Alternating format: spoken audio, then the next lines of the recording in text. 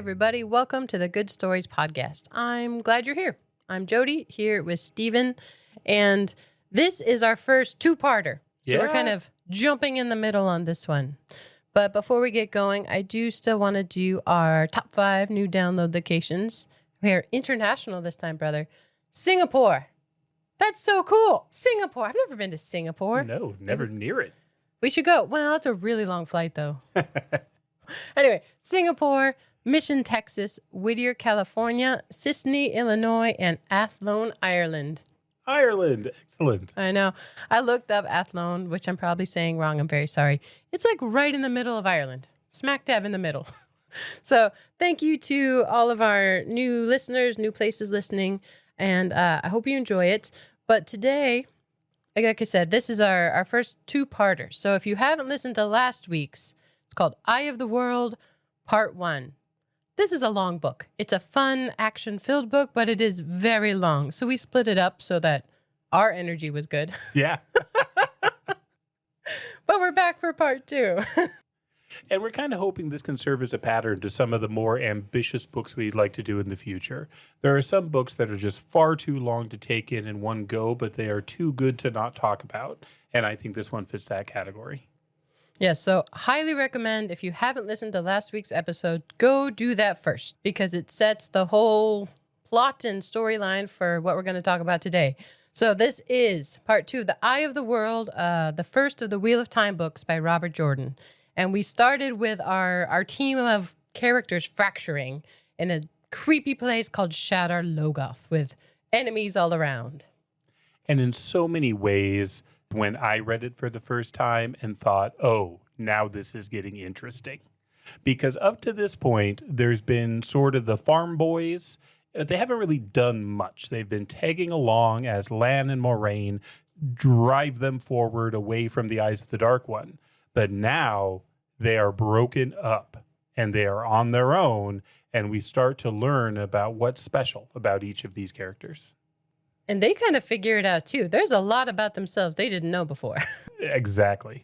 So as everybody screams, follow me, and they all split off in different directions, they kind of get paired off. There is a group of 3, but they make their way through the city with Trollocs around and the death fog. And on the other side of it, though, Rand, Matt, and our Gleeman friend Tom pair up. And this is another example of Tom being awesome, because Matt and Rand are kind of hanging out and the Trollocs come upon them again as this keeps happening. And out of nowhere, Tom comes flying in, throwing knives. Again, he's always losing his second best set of knives. And here's another example. But he says, come with me. And they are flying to the water. Remember, they had been guided by Moraine to follow this certain star that was going to give them their direction, because they're trying to get to the water. And Matt, Rand, and Tom are able to make it to the water together first. So they actually see a boat on this river. And at some point, Lan had told them all that Trollocs can't swim. Like, water is a true barrier for them. They need a way across. But these guys end up hailing this boat. It's not moving. It's I was going to say parked for the night, like a car. anchored for the night. They hail this boat and jump on board, but so do Trollocs. Yeah. They follow them on board. We said last time, Trollocs are stuff out of legend. People don't believe they exist until they get jumped on and stabbed by one. And so Matt and Rand and Tom are now on this boat. Their horses are left behind. Tom is fairly sharp and has managed to keep his saddlebags with him, but Rand and Matt have nothing other than Rand still carries his father's sword, and Matt doesn't seem to have much anything on him other than what he's got in his pockets. They find themselves on a boat that is now going downriver. And they find themselves in front of a captain who is not terribly excited about having stowaways on his boat. This whole scene is great because Tom always thinks he can talk his way out of anything. And he tries to talk his way out of paying for their passage on the boat. But Captain Bale Doman, is a tough character. And he isn't going to let anybody on his boat who can't pay. And remember those silver coins that Moraine gave to the boys way back at the beginning? Well, that seems to be just enough for them to pay their passage on this ship. I think Tom gets annoyed with the boys for offering to pay. He does. Because he's like, dude, I could have made that happen. He has skills, many, many skills in entertainment. He is paid to do things. He doesn't pay out. But yes, they lose their coins with that flame on them that Maureen gave them, which turns out to be important. They were locators. She never told the boys that, but she makes references to it that if she's close enough, she can find them. And they give them away. Mm-hmm. Fortunately, they're still on the boat with this guy. So they're at least in the same place together, but they're escaping down the river. Rand and Matt, they want to go looking for the rest of their team. And the captain laughed, and no way. Yeah, do you think you're standing still? I mean, they don't know ships. They don't know being on deck. And the current has taken them swiftly down this very large river, and they are now on their own.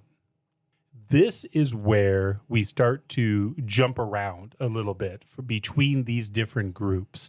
I mean, there's not a whole ton that can happen on a boat. So for the excitement of the narrative, there's some shifts that occur here. And we're just going to follow the story as it shifts with the different groups. So once it leaves Rand, Matt, and Tom, the story goes back to Nynaeve. If you'll remember, Nynaeve was the young, fairly violent wisdom of Emond's Field, who had chased them down, had tracked them to Baerlon, and had decided to leave the city with them in order to take care of these people. Well, she's now on her own on the other side of the city. She had actually, I believe, jumped in the water and swam across it. And now she is looking for anyone around her. And we learn that she's got some skills. She can track and sneak up on people. And she sees a fire in the distance, and she begins to make her way toward it. She totally eavesdrops. Oh, yeah. But she's good at it. But she sees Moraine and Lan, who no one can follow. Well, Nynaeve found his trail before. She does it here again. But here she listens to what they're saying, and we actually learn a lot about Moraine's ability to track, specifically the boys. It has to do with those coins. They also seem to be of the utmost importance out of everyone in the group. Even Egwene, who we knew could channel. Moraine knows she could channel. It's the boys of the utmost importance. But Nynaeve listens for a while, actually. But it's Moraine. Remember last time we said that women who can channel can feel it. If they're close to someone else who can channel, another woman who can channel, she looks right at her, even though she's been in hiding for a while. I love this line. She's talking to Lan. This is Moraine talking to Lan. If you watch the wolf too hard, she muttered, a mouse will bite you on the ankle. And she looked right at the tree behind which Nynaeve was hiding. Mistress Almira, that's Nynaeve's last name, you may come out now if you wish. Nynaeve is embarrassed to be caught, but Lan is amazed that he didn't know she was there. She's got skills. So impressed. But I said she could sense another woman who could channel. This is where we learn Nynaeve can channel too. She can channel the power. She doesn't know it, but Moraine is full of information here. Really, she gives a lot of data. About how it's no surprise you're a wisdom. You can listen to the wind. This is a thing of folk tales in their little village where she's from, but like, no, you really can't. She can't do it on purpose yet. And this girl's got a temper. Nynaeve has a temper on her. Moraine basically tells her, you could be an Aes Sedai too. And a powerful one. Because not only can she feel her ability to channel, she can sense her relative power. And if Nynaeve can ever get over this hatred of the one power, this fear of it, to where she can consciously use it, oh yeah, she could be amazing, tremendous. And it's interesting because Moraine also walks through kind of why it's so important for Aes Sedai to find girls who are going to channel. Turns out not everyone can channel on their own, even if you have the capacity. Even if you have the capacity, many it'll just lie dormant and won't ever be a problem. But for the powerful ones, the ones that have the most strength, they are going to channel whether they want to or not. 1 out of 4 of those, she quotes, will die in the attempt. And this why it was so important in the last episode where we talked about Moraine guiding Egwene to touch the source for that first time. Because if that's not guided, if that's not controlled, you run the risk of it just destroying you.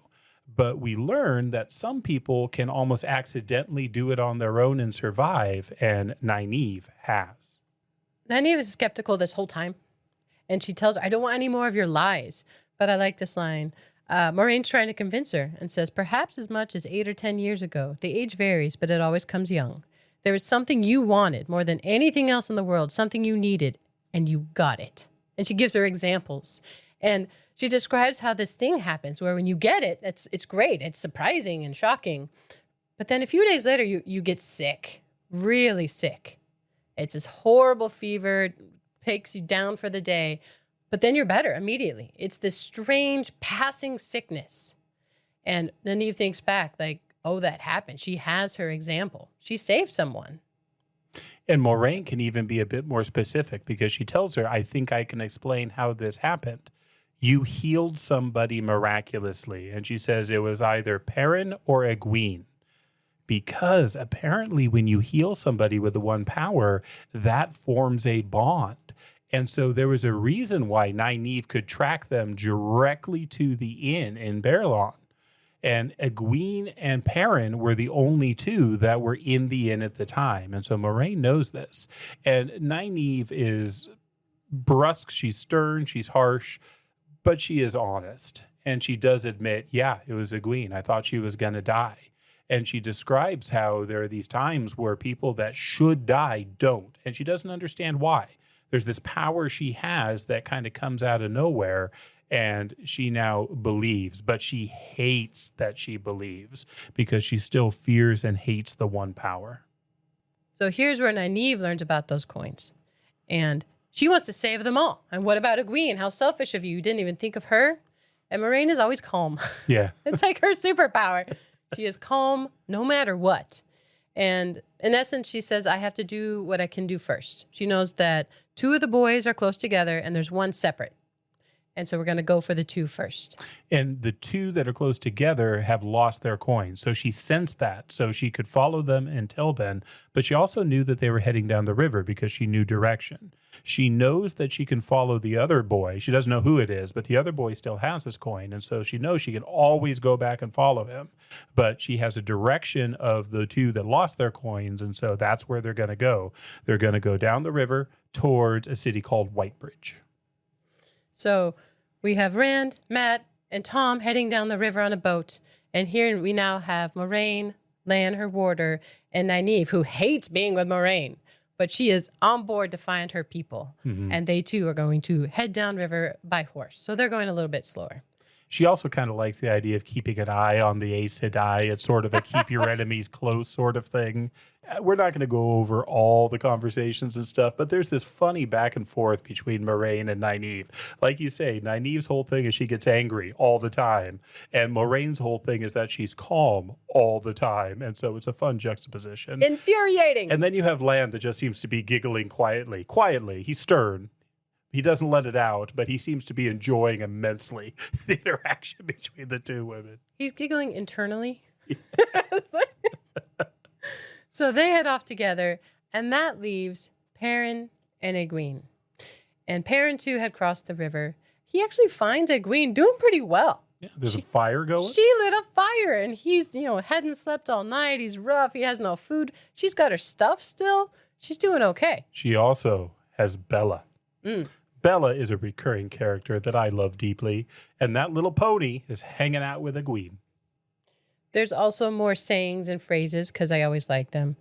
Here's one from Perrin. It says, if wishes were wings, sheep would fly. That was what Mistress Luhan always said.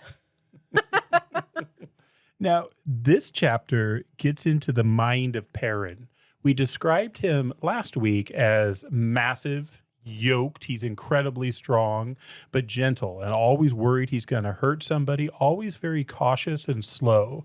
And this goes into his point of view, and it references the fact that he knows that most people think he's stupid because he doesn't talk a lot. He is slow. He is careful, but he is far from stupid. He's just cautious. He likes to think things through and do the most important thing first.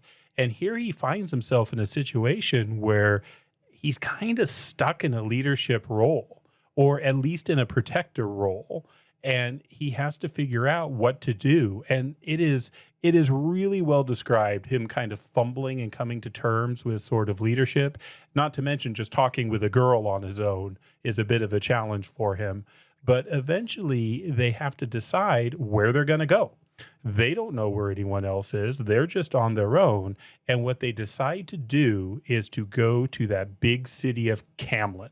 Now, there's a lot of geography here. So we've talked about this river that's going down to a city called Whitebridge. It's that city that will lead to Camlin as the next destination. Perrin doesn't know how to get to Whitebridge. Egwene doesn't know how to get to Whitebridge. And so what they decide is they can go just across country and just hit Camlin on their own with the hopes that everybody else is going to show up there. They saw it on a map once. And so they take off and they start moving cross country. They figure it's a bit safer, too. They got caught by Trollocs back on the roads. And they also don't know if anyone's alive. That place, Shadar Logoth, was full of things that would kill you. And so they all hope they're going to find each other again and they're going to meet up in town, or whichever town. But they don't know. And he actually has another phrase I like. It says, but hope is like a piece of string when you're drowning. It just isn't enough to get you out by itself. Mm-hmm. So we can hope that they're alive and we'll meet up again, but they have to continue on with what they have, with the facts that they have at hand. So yeah, they cut across country. Yeah. Bold. And Perrin is really one of the greatest characters in this entire series. I think he's my favorite. He is. It's tough because there's a lot of good characters. I think Perrin's it. I can see why. And at different times, I would answer the same way. Up until this point, though, we haven't gotten to see who he is. And now we start to see who he is. And he starts to come into his own a little bit. But coming into his own here is not comfortable. This whole cross-country thing is not easy, and Egwene is not really somebody who is going to be bullied. She keeps making him ride Bella. And he's too big. He feels so bad for the pony. Describes how the horse actually looks at him like, really? But Egwene insists. What's interesting is this next chapter is called Wolf Brother. So the descriptions of wolves so far have been bad, like wolves, coming into towns and doing terrible, terrible things. But this one's called Wolf Brother, and they meet a man in the middle of nowhere. I mean, they're doing okay. They really don't know where they are, but they're at least making progress. And they are country kids. Mm-hmm. And so they hunt, they trap, they snare, they know mushrooms that they can eat. So they're doing better than I would on this journey, but they are not doing well. And they are starving and tired and don't really know where they're going because there's no farmhouses that they're running into or anything. And then one day they smell rabbits cooking. And they just are so excited about this. Rabbits cooking. But Perrin wants to be careful. He knows this could be dangerous. And so he sneaks up on this fire. He has Egwene wait behind. And the man that they see at the fire, well, the description is really interesting. At least he wasn't a Trolloc, but he was the strangest fellow Perrin had ever seen. For one thing, his clothes all seemed to be made from animal skins, with the fur still on, even his boots and the odd flat-topped round cap on his head. It describes his cloak and all these furs about him, but the strangest thing about him are his eyes. They glow, golden eyes, like a wolf's. Yeah. He also seems to know things he shouldn't. As Perrin walks up, he's not even looking at him. He says, "You done drooling?" The man opened one eye and cocked it at Perrin's hiding place. "You and your friend might as well sit and have a bite. I haven't seen you eat much the last couple of days." So this guy is observant. He's been watching them. He's been seeing them. They have not seen him. And the only reason they find him now is because he wants them to. He makes this obvious fire with food, all these rabbits he has caught for them to eat. And it's really a very, very generous act. But, I mean, it does lead to some mystery on who this weird guy is in all the furs. And he sensed Perrin coming without looking. We learn very quickly that this man's name is Elias, and he has this connection to wolves. It's not just the eyes. He could smell. He could smell him coming. He could hear him coming. They find this out in a very startling way. They're sitting, they're eating, and then all of a sudden, the wolves come. This group of wolves comes up, but not like pets, Not something that I usually pronounce it Elias. Nothing that he's under control of, but it's kind of an equals thing. He's their friend, and they're his friends, and they come up to the fire, and it describes the way he communicates with them. And it's not through barking, it's not yapping, it's nothing silly. There's this kind of mind communication that goes on. They ask him, "You talk with them?" And he says, "It isn't exactly talking," Elias replied slowly. "The words don't matter, and they aren't exactly right either. Her name isn't Dapple." Dapple was the lead wolf here. "It's something that means the way shadows play on a forest pool at a midwinter dawn with the breeze rippling the surface, and the tang of ice when the water touches the tongue, and a hint of snow before nightfall in the air.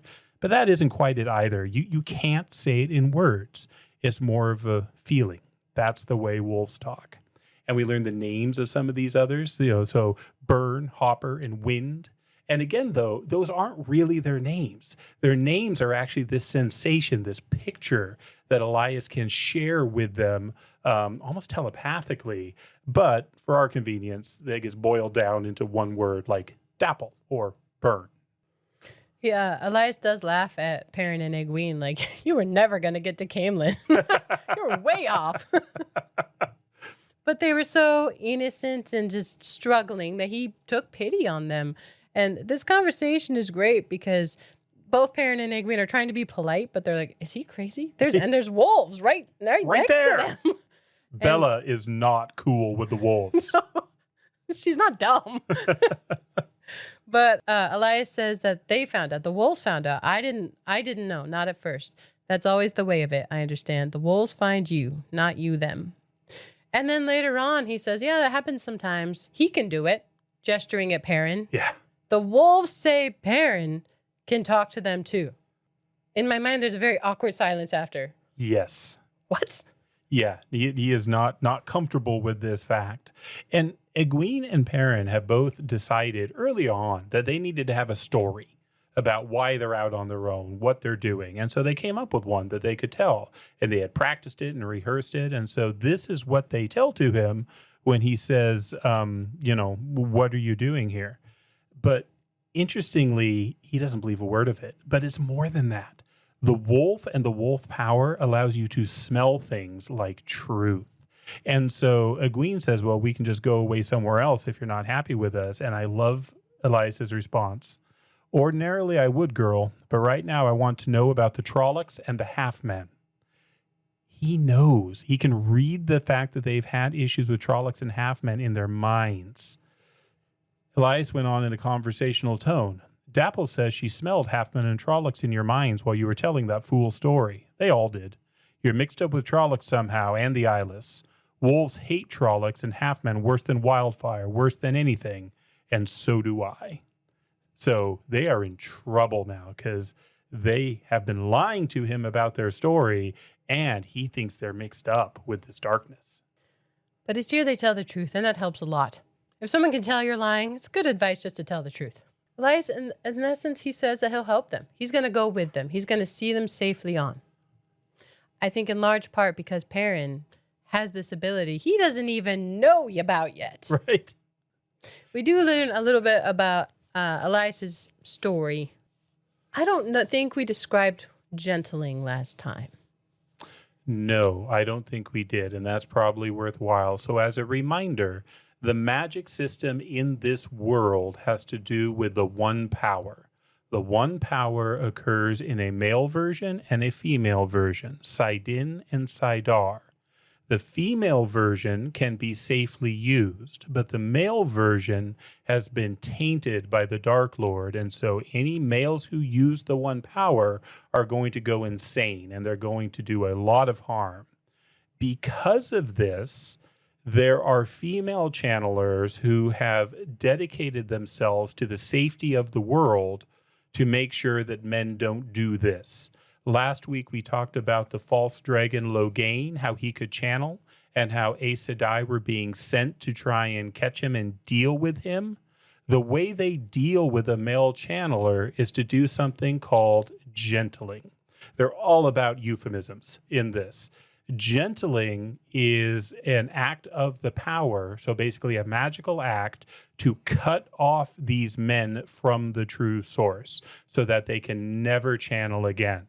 This is safe for everybody around them, but these men frequently die shortly thereafter because to know you can channel and not be able to do it, life loses all meaning. And so in some ways, it's just kind of a way of killing these men, but of doing it sort of for a greater good. And so gentling is the term for cutting off a male channeler from the one power. I was trying to come up with a parallel that it doesn't kill you immediately, but something has to change they're just killed slowly. It's really kind of this torturous thing. But the Aes Sedai who do it think that they're helping people. They're trying to prevent these men from going insane with this unlimited power. But it comes up here with Elias because he says that Aes Sedai tried to gentle him. But this thing he has with the wolves, the wolf brother, it's not like that. It's not to do with the power. It's older than that. How cool is that? This is a thing, a bonding between men and animals that is older than the Aes Sedai. That's just cool. And as he talks, though, we learn that he'd been a warder and he knows Lan. Crazy connection in the middle of the woods. But this guy is isolated and solitary. I mean, he looks different, those eyes, but he does agree to help them.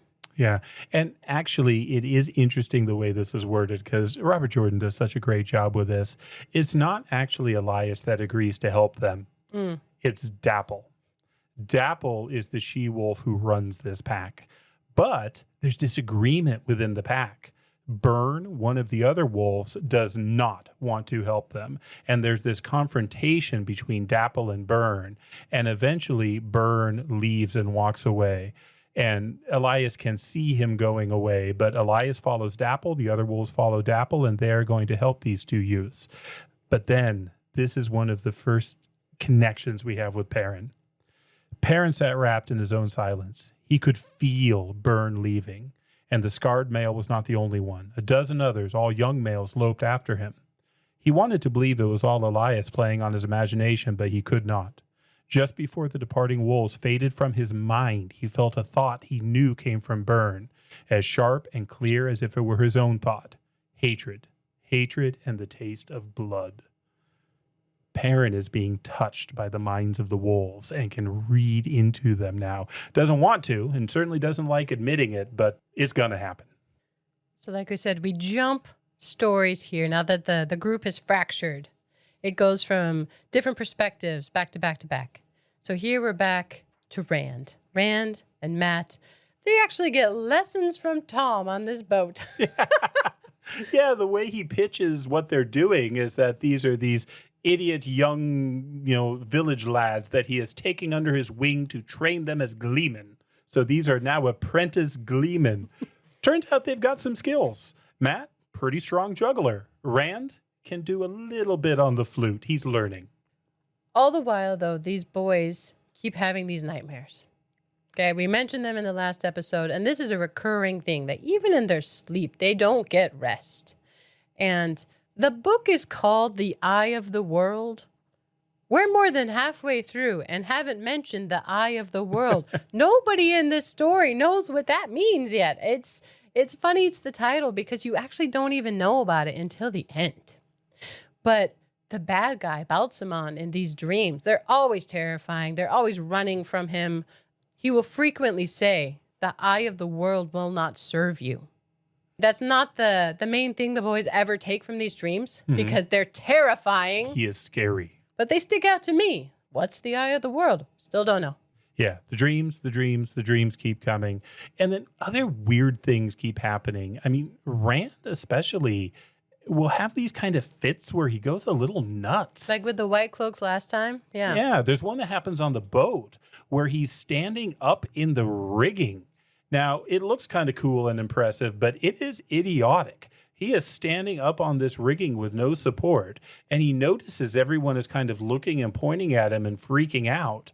And so he decides, well, no problem. And he does this like acrobatic slide thing down the rope to get to the deck, which none of the other sailors would even try. He wouldn't try this.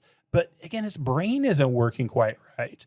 When they get to the bottom, Tom has him take a bow as if this is part of his Gleeman training. It's an acrobatics trick. Yeah, they play it off. It's just weird though. And when he gets to the bottom, that fit kind of passes him, sort of like it did with the White Cloaks, where afterwards his head just hurt and he felt sick.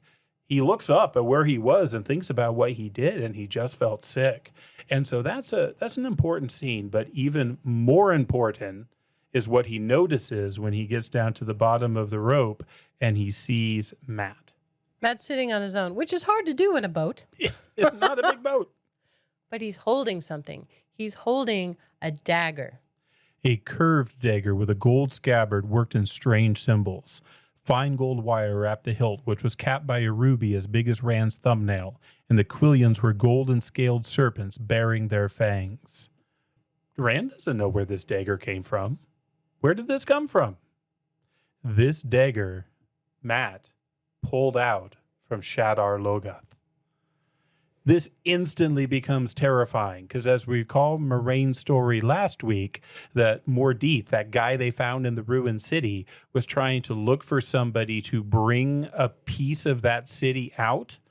Matt has now done that. And Matt is just obsessed with and focused on this dagger. But more than that, it starts to be changing him. And he starts to get where he was, a troublemaker, but he always laughed. I mean, everything was funny. It's not funny anymore. He's getting more and more cynical, more and more pessimistic, and he's starting to look at everybody with suspicion. And you can see this obvious change occurring in him. It's about this point, though, that they make it to Whitebridge. And it's amazing. So the boys have been in that smaller town now that looked like a huge city to them. This one has a bridge. It's in the name. And it was made with the power. This is a remnant of that age of legends from so long ago when men and women used the power and made all these wonderful, amazing things. And some of them have lasted. This is one of them. It's like clear as glass, but impossibly strong. And so the boat docks in Whitebridge, and they're just gaping at this beautiful bridge above them. I love the bridge, actually. It's just such a cool demonstration of something they can't even make now, can't even dream of making now. And everybody's nervous about the power, but they still use the stuff it made. Yeah, it's awesome stuff.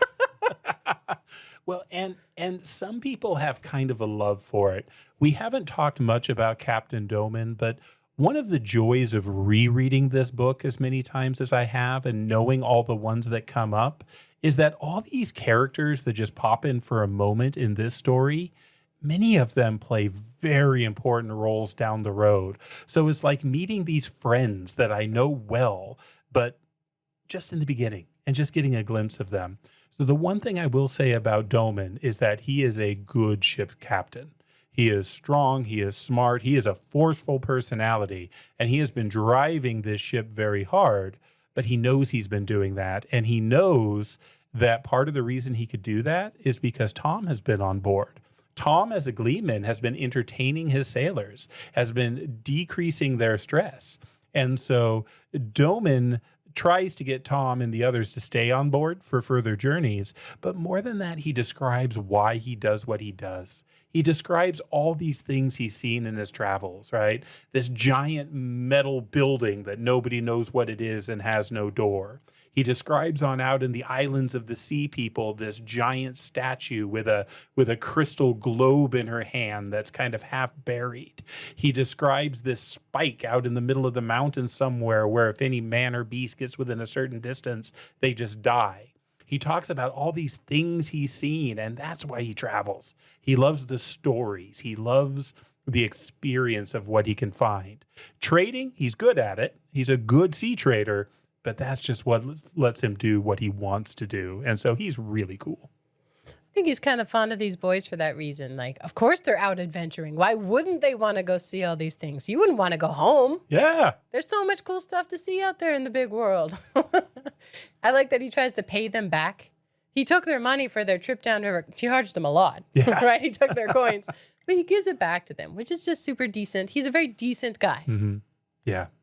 Well, in Whitebridge, they've got some decisions to make. Tom has journeyed with them, but he was never really part of the group, Remember, he kind of joined sort of because he had to, and then has been tagging along on the way, but it's not really clear why he's with them, why he's looking out for them as much as he is. And right now, these three are on their own. They don't know if Moraine and Lan are going to come. They don't know what happened to Nynaeve, Perrin, and Egwene. And so they need to decide what they're going to do. And so Tom starts using his skills. He is a gleeman, and so he starts kind of going from pub to pub, basically, from inn to inn, learning things. And always with the hint that if he stays there, right, he can perform, and all the innkeepers want him to perform because more people will come into the inn. But he uses this as a way of gathering information. Gossip is the way to learn things in this book. He learns a lot from that, though. One, he learns that Moraine and Lan haven't been by. This is not a big enough city that they wouldn't have been noticed. They kind of stand out. And so they have not been by. But the other thing he learns is that somebody is asking for them. Somebody is asking about them. And it's somebody that scares everyone that he asks. And then there's one other thing that he learns. The horn. The great hunt for the horn has been called. And this is just another layer of world building. In this world, there is a legend about something called the Horn of Valere. The Horn of Valere is said to bind heroes to it. So all these great heroes throughout history are bound to the horn. And it's said that anyone who blows this horn, the heroes will come back and fight for them against the Dark One. And so because of this legend, periodically, there is this calling for the hunt for the horn. It's kind of like the hunt for the grail. And out of that come all these stories as all these heroes go hunting for the horn. And they never find it, but they always have these adventures. And at this time, when the hunt for the horn is called, it's a very formal thing in one city. And part of it is competitions for the best recitation of these tales of the Horn of Valere. And so this is very appealing and attractive to Tom. And just the fact that this is a thing is awesome. He tells them, though, that he had a nephew who could channel a long time ago. And Tom felt like he could have helped him more. And he had been gentled. He had been caught and gentled. And he had died. And this was tragic to him. He felt like this is a lifelong regret of his. And so these boys who are mixed up with something with this Aes Sedai, he feels obligated almost. Maybe there's something he can do here. But they are approached by a Fade. In town. This Fade comes at them. And Tom shoves the boys, says, run, screams at them to run. And he attacks a Fade. He goes at it without hesitation. It is noble and heroic and idiotic and suicidal, and it is wonderful. Before he goes, though, he does do two other things. One, he pushes his bag and his cloak to them, and his bag has his harp. It has his flute. These are his soul. He loves these things, and he pushes these to the boys. The other one is he gives them one last piece of advice. He tells them that they need to get to Camlin, and when they're there, they need to go to an inn. The inn is called the Queen's Blessing, and this is what they need to do. And he runs to the Fade, the boys run away, and the last thing they hear is Tom screaming as they run away from him towards Camlin. And it's at these tense moments that we switch to somebody else. Although Perrin isn't having a great time either. No. I mean, he's a little worried that he's being possessed by wolves, and there's this strange guy in furs that's guiding them, and the wolves are like trailing them. They're going along with them, which, as I pointed out earlier, Bella not cool with this. She plays it cool. She's walking very slowly. But as they go forward, Perrin can more and more feel where these groups of wolves are. He doesn't even have to see them. He can feel where they are as they come and go and as they communicate together. But they actually happen across another group of people. First, they come across the dogs, though. This group of people has these massive, like mastiff hounds that are barking and fierce looking and terrifying. And Perrin picks up a rock. He's about to deal with this dog, but Elias says, no need for that. Elias has a way with dogs. And so he's able to calm the dog, But these dogs are the guards of the tinkers, the traveling people. They have many names too. Everyone in these books has many names. The Tuathan, they are, in essence, pacifists, but they know Elias. They have a history, and there's a lot of courtesy in the greeting. I like that the guy Elias, the wolf man, he knows the courtesy and tradition, and he plays along to some extent. Elias is a wolf brother. He kills things. These tinkers don't hurt anyone. They're always wandering. They fix stuff. They tinker. They fix pots and things. So they have small jobs. They seem very joyful, but they're always looking for the song. It is very much a gypsy-themed people, the idea of these traveling caravans.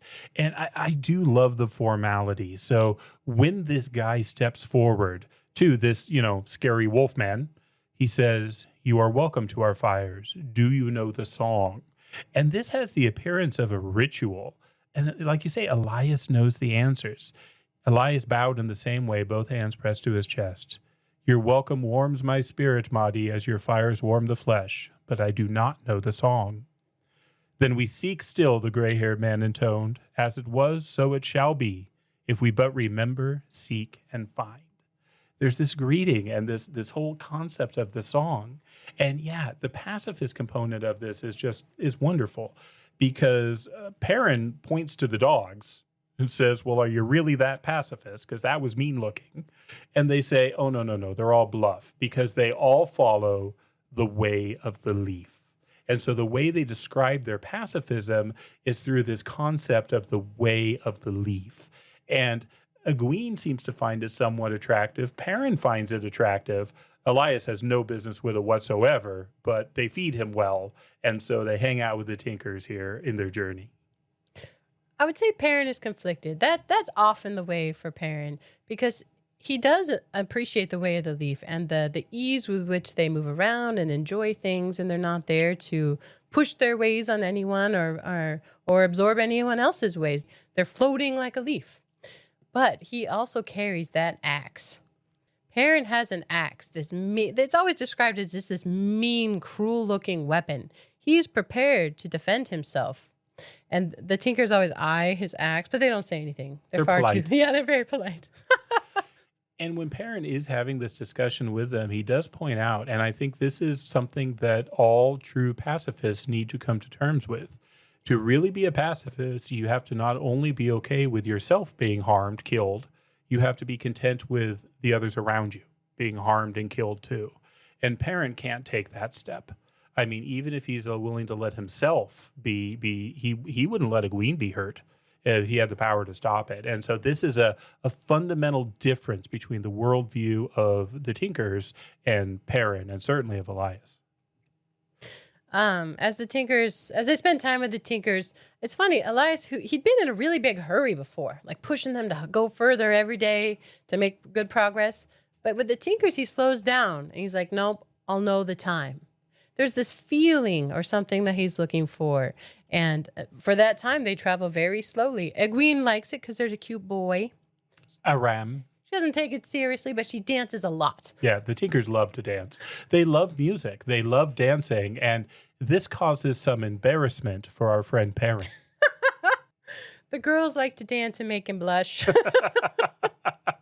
And Elias says this is great because they usually never do those dances. But since Perrin blushes so hard every time, he gets to watch. So it's a thing. Yeah, they also love bright colors. That's what I mean about the world building. So each sliver of peoples here, you get to learn something about them and what they care about in their culture. And that's what they do as they travel with the leaf people, the Tuatha and the Tinkers. But interesting, though, I mentioned the dreams. All three boys are having these dreams. So when we get the story from Perrin's perspective, he still has dreams, but Balsamon, the bad guy with the fire eyes, he's not in them anymore. There's always a wolf. It's either walking around or sleeping next to him. In essence, it's standing guard. You get the sense that now his dreams, in a strange way, are protected. Until they aren't. because eventually Belzamon does find him, and he points this out as he walks in and says, "Oh, well, there's your protection." And he sees the wolf in the dream. And so Perrin is now under the eye of Belzamon again within the dreams. And this is really where the signal happens for them to leave the Tinkers. Yeah, was that what he was waiting for? Like just this feeling of fear and safety? Elias was waiting for that. There was something that Elias couldn't describe, but that he says he's learned over his life to wait for it. And so he was waiting for it. And it's when Perrin wakes up from this dream that Elias says, yeah, we need to go. And actually the Tinkers go too, but in the other direction. The comment about the girls is funny because here's where Perrin's like, Rand might understand those girls, but I don't. Before they do leave the Tinkers, however, there is one other piece of information that comes up. We have talked about the eye of the world not really showing up a lot yet in this book, but it does show up in the dreams when Belzamon tells them the eye of the world will not serve you. Well, the leader of the traveling people has some stories, and he knows that Elias has done a lot, been a lot of different places, and so he passes this story to him and asks him if he can explain it. The story goes that there was a group of the traveling people that were traveling across the waste. We've not yet talked about the waste because this is complex. The waste is this dry desert area that nobody survives except for the people who live there, who are awesome. But Tinkers apparently are allowed to cross the waste. Nobody talks to them when they do it because the people there hate them, but they won't attack them. So they are welcome to pass, but they will not interact. Well, that changed. There was a group of Tinkers that were going across the waste, and one of the residents that are called Aiel approached the Tinkers. And it gets even crazier because this was a woman. Turns out the Aiel have woman warriors that are awesome, the Maidens of the Spear. We'll get to them at some point. But this woman is dying. But she had something that was so important to say that she was willing to even go talk with these traveling people despite her obvious hatred of them. And these were her words. Leaf Blighter means to blind the eye of the world, Lost One. He means to slay the great serpent. Warn the people, Lost One. Sightburner comes. Tell them to stand ready for he who comes with the dawn. And that's it. That's all the mystery. Leafburner, Sightblinder, we learn, is another name for the Dark Lord, but that's it. But we get this reference again to the eye of the world. And the great serpent, which is as cool from other mythology. Just tuck that in there. But that's when they leave the traveling people. And then we go back to Moraine, Land, and Nynaeve. So we've talked about how Matt, Rand, and Tom ended up in Whitebridge, how Tom went off to attack the Fade, and how Rand and Matt left to go to Camlin to seek the Queen's blessing in Camlin, that inn there. By this time, Moraine, Lan, and Nynaeve have managed to make it to Whitebridge, and there is aftermath from that encounter. I mean, a Fade attacking somebody in broad daylight. There was a fire that started out after this. It was a big deal. And so they're able to determine that, one, that ship left. It's not around anymore. Tom's not there. And Rand and Matt aren't there. And they believe that they went up to Camlin. And so now Nynaeve, Lan, and Moraine have a choice. They no longer have a clear path to these two boys. They knew they were coming to Whitebridge, but that's as much as they could do. And so now Lan and Moraine decide that they need to go back after Perrin. They don't know it's Perrin, but they need to go back after Perrin because remember, he's still holding his coin. And so she can track him. She can't track the two anymore. She doesn't know where they're going to go. So they decide to go back after Perrin, which then takes us back to Elias, Perrin, and Egwene. And now they are running cross country. And so this really patient guy, Elias, who was saying, wait, that is gone. He is now driving them as fast as possible. And again, they don't really know why. And he doesn't really know why. What the danger is, they don't know. But he will not let them rest and he will not let them be tracked. Yes, there is something dangerous, but Elias won't tell them what it is. Every time they approach a hill, he makes Perrin and Egwene wait at the bottom, and he will creep up that thing, like as wolf stealthy as possible. Peer over so he's not, what's the word? Silhouetted? So he's not silhouetted against the sky, and he's looking at something, and he waits. And then he makes them run down the hill. Yeah. And then they do it again. And it's this weird pattern. And Perrin eventually goes with him, but he makes him be very careful. Elias makes Perrin be very careful. When Perrin goes up and he peeks over the hill, he sees these ravens mutilate a fox to death. Ravens in this story are always the eyes of the Dark One. They're never good. If you see a raven looking at you, it's not a good sign. It's almost like they can communicate back to the Dark One in some way. And so here they watch these ravens just destroy this animal. Yeah, they tear it to pieces. And then they wait for the ravens to fly off again, and then they follow them. It's like they're chasing behind these ravens, but just far enough so that they don't get caught. Perrin's thought is like, what if one looks back? What if one looks back? Because they know they're also behind them. The wolves are scouting for them before and behind. Mm-hmm. They know that they have ravens ahead and ravens behind. And these are not messing around. These are ravens that will kill them. But as Elias is pushing them behind these ravens, he's clearly heading for somewhere. Perrin cannot figure out why or where. Why are they following so closely behind these ravens that will hurt them? He's driving them towards somewhere specific, and they really can't tell where it is at all. It all looks the same. But suddenly it feels differently. And they see this cool, sandy pool of water. It's clear. They find a steading. I don't know. I can't remember if it was mentioned earlier in the book, a steading. But I love this concept. A steading is where something called ogier live. How do you say ogier? Ogier or ogier. Ogier. Sometimes I make it hard, but it's very close to ogre. But they're awesome. Yeah. So steading are these places of peace, specifically because bad guys don't tend to go there, and you can't access the one power there.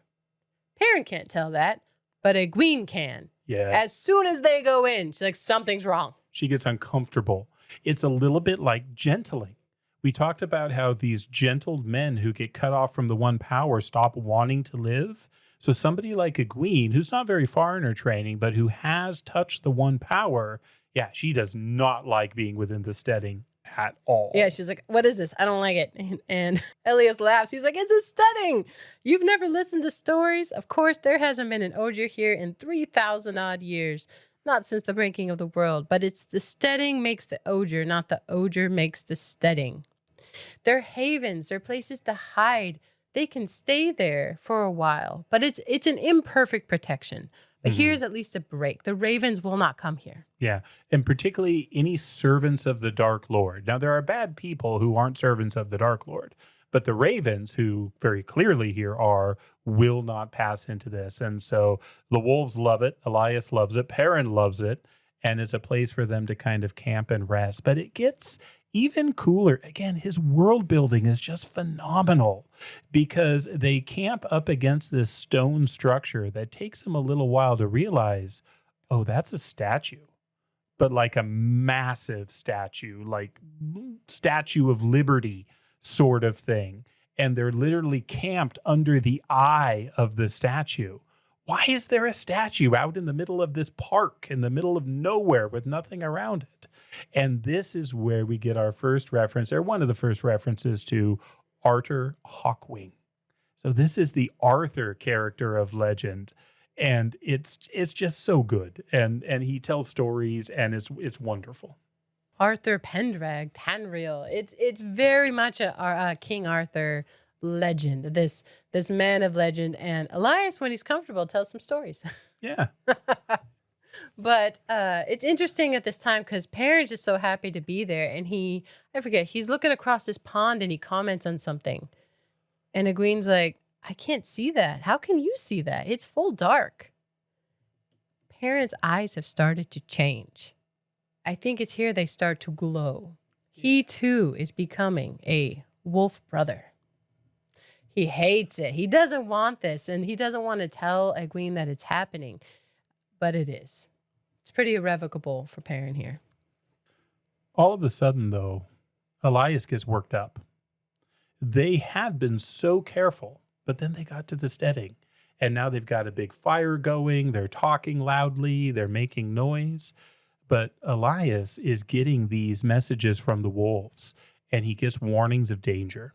And so he has them douse the fire. They try to hide the camp as much as they can. He basically tells the two kids, you stay there sort of thing. And he goes off with the wolves because we said servants of the Dark Lord won't come into the steading, but men can. And there are other men that can do harm or that can hurt people. We've met some of them already. We have met the children of the light.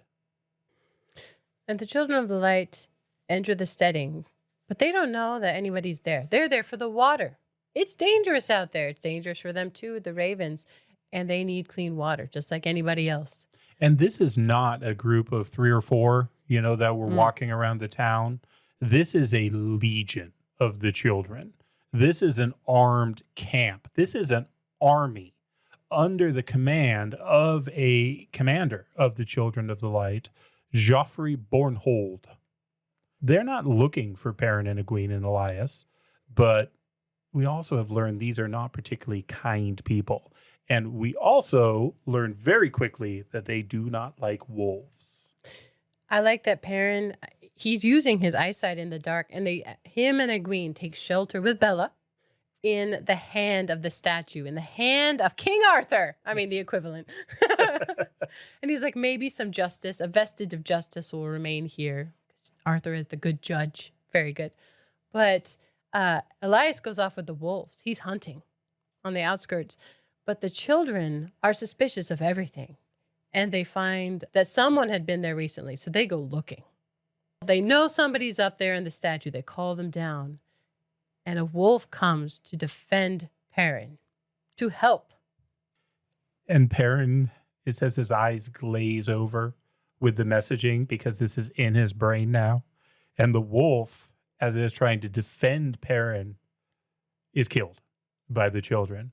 And its last words to Perrin through this sending are, "Run, brother."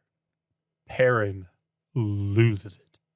At this point, he loses control of himself. He is now within this wolf world. He's terrified. He's scared. He's seen this wolf that to him is a brother now killed, and he lashes out and fairly quickly loses consciousness, but he doesn't even really know what he's doing. When the wolf is killed, it says pain filled Perrin and he screamed, a wordless scream that had something of a wolf's cry in it. Without thinking, he leaped forward, still screaming. All thought was gone. But he wakes up bound, and Egwene's next to him, also bound, arrested by white cloaks. Yeah. And this is one of those scenes that I both hate and really admire because it is a horrible scene to read. Because what you have are these two villagers that are now prisoners of this massive military force. And they are in the lodgings of the captain commander, and he's got his guy with him, his henchman. So all the children of the light, they've got different ranks and titles. So we have the Lord Captain Commander, but then we also have just the children. So like there's one here that keeps being referred to as just Child Byar, B-Y-A-R, Child Byar, and he is soulless. He is just evil. He is, in some ways, the perfect soldier. He is willing to follow orders. He's willing to kill. He's willing to do whatever is told of him. The Lord Captain has a bit more depth to him, but he uses this minion, this underling, as his muscle, and he starts interrogating these two to ask them their story and their question. And it's a painful scene to watch. Yeah, the man Biar, Child Biar, he is a recurring character from the White Cloaks where he is just mercenary and he doesn't feel anything. It's completely emotionless hate. It's ugly to even read it. But we learned that Perrin in his anger and passion had killed children of the light. That's their name, Children of the Light. But Perrin had done it in retaliation for the wolf. That's not an excuse. These Children of the Light hate wolves. And it's funny because the Lord Captain Commander is a kindly looking old man who's going through their stuff. And he's like, I hate to do it, but you will be killed. Yeah. That's where this one ends. It was they're arrested and trapped with these white cloaks. What happens next in the book is we actually go back to the other boys, to Matt and Rand. But for the purposes of our story here, I don't want to leave Perrin and Egwene with the white cloaks any longer than I have to. No, they're horrible. So this is where Lan, Moraine, and Nynaeve show up. They can track Perrin because of that coin that he's got. And so they track him up to the White Cloak camp. Remember, the Children of the Light Cloaks, hate the Aes Sedai. They hate anyone who deals with the power in any way. So Moraine's got to be careful. Lan's got to be careful. This is an army here, but they've got a plan. And Moraine and Lan have Nynaeve to help them. Nynaeve has impressed them with her wood skills. And so what they want her to do is to crawl up to the camp and cut the picket line halfway, the line that all the horses are tied to. Because if it's halfway, Moraine is going to do some big surprise. She doesn't tell them what it is. Some big surprise, and then the horses will break the line and they'll run off so that the White Cloaks can't get after them. I like the signals, like you'll know when you see it. Thanks. But by this time, we start to see that Nynaeve likes Lan and wants to impress Lan. And so when he asks her to do this, she's going to do it. This is a proud woman, and she is going to make it happen. And so she goes to the picket line, she starts sawing it, but then she recognizes Bella. So she is going to save Bella. Meanwhile, the surprise happens, and the surprise is weather. Moraine, with her channeling, can do some incredible things. And so this massive storm with thunder and lightning and rain and noise comes out of nowhere. And in the meantime, Lan does what Lan does. He's awesome. He charges into this tent. It's interesting, though, because before he arrives, Perrin, we get to hear some of Perrin's thought. And that evil White Cloak, he's been abusing and beating Perrin at every chance he could get. They've been towing them along behind their horses. Perrin is black and blue. But this White Cloak comes in and drops a knife so he can cut his own ropes so he can escape. And he has this whole lecture with it about saving them time or something. Mm-hmm. We figure out that this child just wants Perrin to escape so that they can kill him. The Lord Captain Commander, in his fairness, wants to take them all the way back to, I forget where. Amador, wherever that is, to have him executed properly. This unfeeling, abusive White Cloak is like, we'll save you the trouble. Yeah. That is when Lan comes in. Yes. Nick of time. And he's just awesome. And it doesn't matter how tough this child Bayar is. Lan's better and just takes him out. Nothing. Lan doesn't kill anyone, though. The whole thing he does, he's just knocking people unconscious all over the place. And Lan doesn't kill without need. But then the thunder breaks, the horses break off. Nynaeve now has Bella, and Egwene and Perrin are safe and reunited with Lan and Moraine. To add a little context, though, Perrin can't stand the White Cloaks. And Lan has them basically disguise themselves inside of the White Cloaks. They take their robes and put them over. Even the smell and the feel of them just is repellent to him after he's been abused by these evil people. But they do escape, and now they are now they are 5 back together again. Mm-hmm. So the group is reassembling.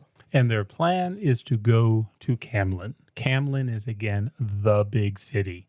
And they're going to see if they can find Matt and Rand within Camlin. Speaking of Rand and Matt. They've been traveling. So they ran when Tom told them to. They took his harp and his juggling balls and his flute with them. That's what he told them to do. And there is no defending themselves from a fade. So they did run. And they have quite the adventure here. We won't touch on every aspect. Like I said, it's a long book. Mm-hmm. But they go from inn to inn to inn on this very long road to Camelin. Yeah. But they've been taught some skills. They find this out accidentally. It's a great scene because there's this farmhouse where they offered, split some firewood or do some chores in exchange for a meal. Well, there is a young farmer's daughter there who appears to be casting eyes upon Rand. And Rand is so nervous. He is so worried that the farmer is going to get mad at him, that he's going to get in trouble. And so what he does is he grabs the flute and he starts just playing. And he plays and plays and plays. And the family is so grateful for the entertainment that two things happen. One, he doesn't get in trouble with the farmer's daughter because he's able to delay. But two, he realizes that he does have a skill because that farmer then lets them ride in a cart to the next town the next morning. And so what they find is if that they go to these inns and they perform, usually Rand plays the flute and usually Matt juggles because he's very good with his hands and is a good juggler, then they can make some money, they can get some food, and they can make their progress. And yeah, inn after inn after inn. This whole time, Matt is getting more and more suspicious, cynical, angry. It's almost like he has a fever a lot of the time where he's just hateful. This isn't Matt. He's always been the prankster. But everywhere they go, it seems like they perform because they don't have a lot of money. So they perform, they earn some food and a place to stay, usually a farm or, a hayloft. They get really good at sleeping along the road. But at every turn, someone shows up and tries to kill them. Mm-hmm. They escape out of windows. I mean, they cannot catch a break. No, and again, we're skipping over several hundred pages here, but there are things important that happen. Mm-hmm. I mean, for example, in one of them, they have to escape out of a window as they're sort of trapped in this back room. And the scene is described really, really well here. They're in this room, they're stuck, they don't know what they're going to do. It says, light filled the room, flooding vision. The air roared and burned. Rand felt himself picked up and dashed against the wall. He slid down in a heap, ears ringing and every hair on his body trying to stand on end. Dazed, he staggered to his feet. His knees wobbled and he put a hand against the wall to steady himself. He looked around in amazement. The room blew up, and all these people that were outside, like lightning literally hit them. I mean, it's these kinds of escapes that occur, and far more often than you would think would be normal for two travelers. Yeah. Anytime they're desperate for a way out, one happens. And that one in particular is important because they escape, but Matt was looking when lightning hit the window where they were trying to escape. Lightning bust them out, but it also temporarily blinded Matt. They don't know it's temporary. It's great, though. There's these small acts of kindness along the way. Like a farmer gives them these scarves because it's dusty on the road. Matt actually shields his eyes for days because they're too sensitive to look around. He can't juggle anymore. And so as more and more of these just random evil people, I mean, they call them dark friends. So in the last one, we talked about what's the fang? The dragon's fang. The dragon's fang. The idea is that you could mark someone as a dark friend. And that's used typically in some kind of petty way. Mm-hmm. Like, oh, I don't like you. You're a dark friend. These are truly servants of the Dark One who look like, one of them looks like a wealthy merchant. One's this beautiful woman who's like, oh, is your friend hurt? And then comes and tries to stab them. Mm-hmm. It's really relentless. And these aren't even Trollocs or Fades at this point, although they're still aware of those. They're still running from those. There's just more and more people trying to hurt them specifically. And this is in their waking hours. And then they go to sleep. And then they dream. And then Baelzamon is there in their dreams. It is a hard journey, and it takes a long time. But eventually, they are given one final ride. A very kind man gives them a ride into Camelin. And he likes to chatter as he's driving. And so it is a convenient way for us to learn some of the politics within the city and to learn a little bit about this great city of Camelin. This is the first great city we see in the book. So the Two Rivers is a tiny little village. Bear Lawn isn't much bigger. This is a city that is a world capital, and it is run by a queen. There are no kings of Camelin. It is run by good Queen Margaise, and her children are Gawain and Elaine and their half-brother, Galad. And it's just fascinating. And it's one of the things I love about this book is how he grabs these characters from Arthurian legend and all these other mythologies and just throws them in there. We learn that there's trouble in the town, that people are actually objecting to the rule of the queen. We learn that the queen has an Aes Sedai advisor, that there is an Aes Sedai within the palace who works with her. And it is as these stories are being kind of ramblingly told that the boys look up and they see truly a great city for the first time. It's like you said last time, it's not complicated, it's complex. It's nuanced, but they're all woven together in this wonderful way. And they have a place to go in Camelin because Tom told them exactly where to go. Mm-hmm. And we didn't say any of the other inn names. This one matters, though. The Queen's Blessing. And they go and they're honest. This whole time they've been lying, about who they are. They make up stories and they tell half-truths and all these things just to try to stay under the radar. But here with this innkeeper, they tell the truth. It's funny, at one of the inns that on their road there had been a skinny innkeeper. Yeah, don't trust a skinny innkeeper. He was a bad guy. Rand's like, I'm never going to trust a skinny innkeeper again. This one's nice and round and balding. Basil Gill. He is great. He is great. So Basil Gill had been a friend of Tom's. And it's funny, Rand has to tell him, yeah, a Fade killed Tom. And Master Gill's like, I don't know. He's really hard to kill. But they've been on the road and there's been no sign of Tom. For a while, they slowed down, hoping he'd, by chance, somehow catch up with them. And it just hasn't happened. But Basil Gill gives them a place to stay. But like you said, there are factions inside of Camelot. Mm-hmm. So the Queen's Blessing, he is a Queen's man. Rand, all this time, has a heron-marked sword. Heron blade. And it's the only thing he came out of Shadar Logoth with because he was wearing it. This whole time, it draws attention. Like, this is a big deal. It'd be like if I was wearing a massive emerald on my hand. Somebody would notice. Yeah. Even more than that, this is a sign of experience as well. It's not just valuable by monetarily. It means something. Yeah, so, it's a sign of rank almost. It's a sign of skill and prestige. It reminds me of old Westerns where the guys are walking around with their 6-shooter. Somebody's going to want to try them out.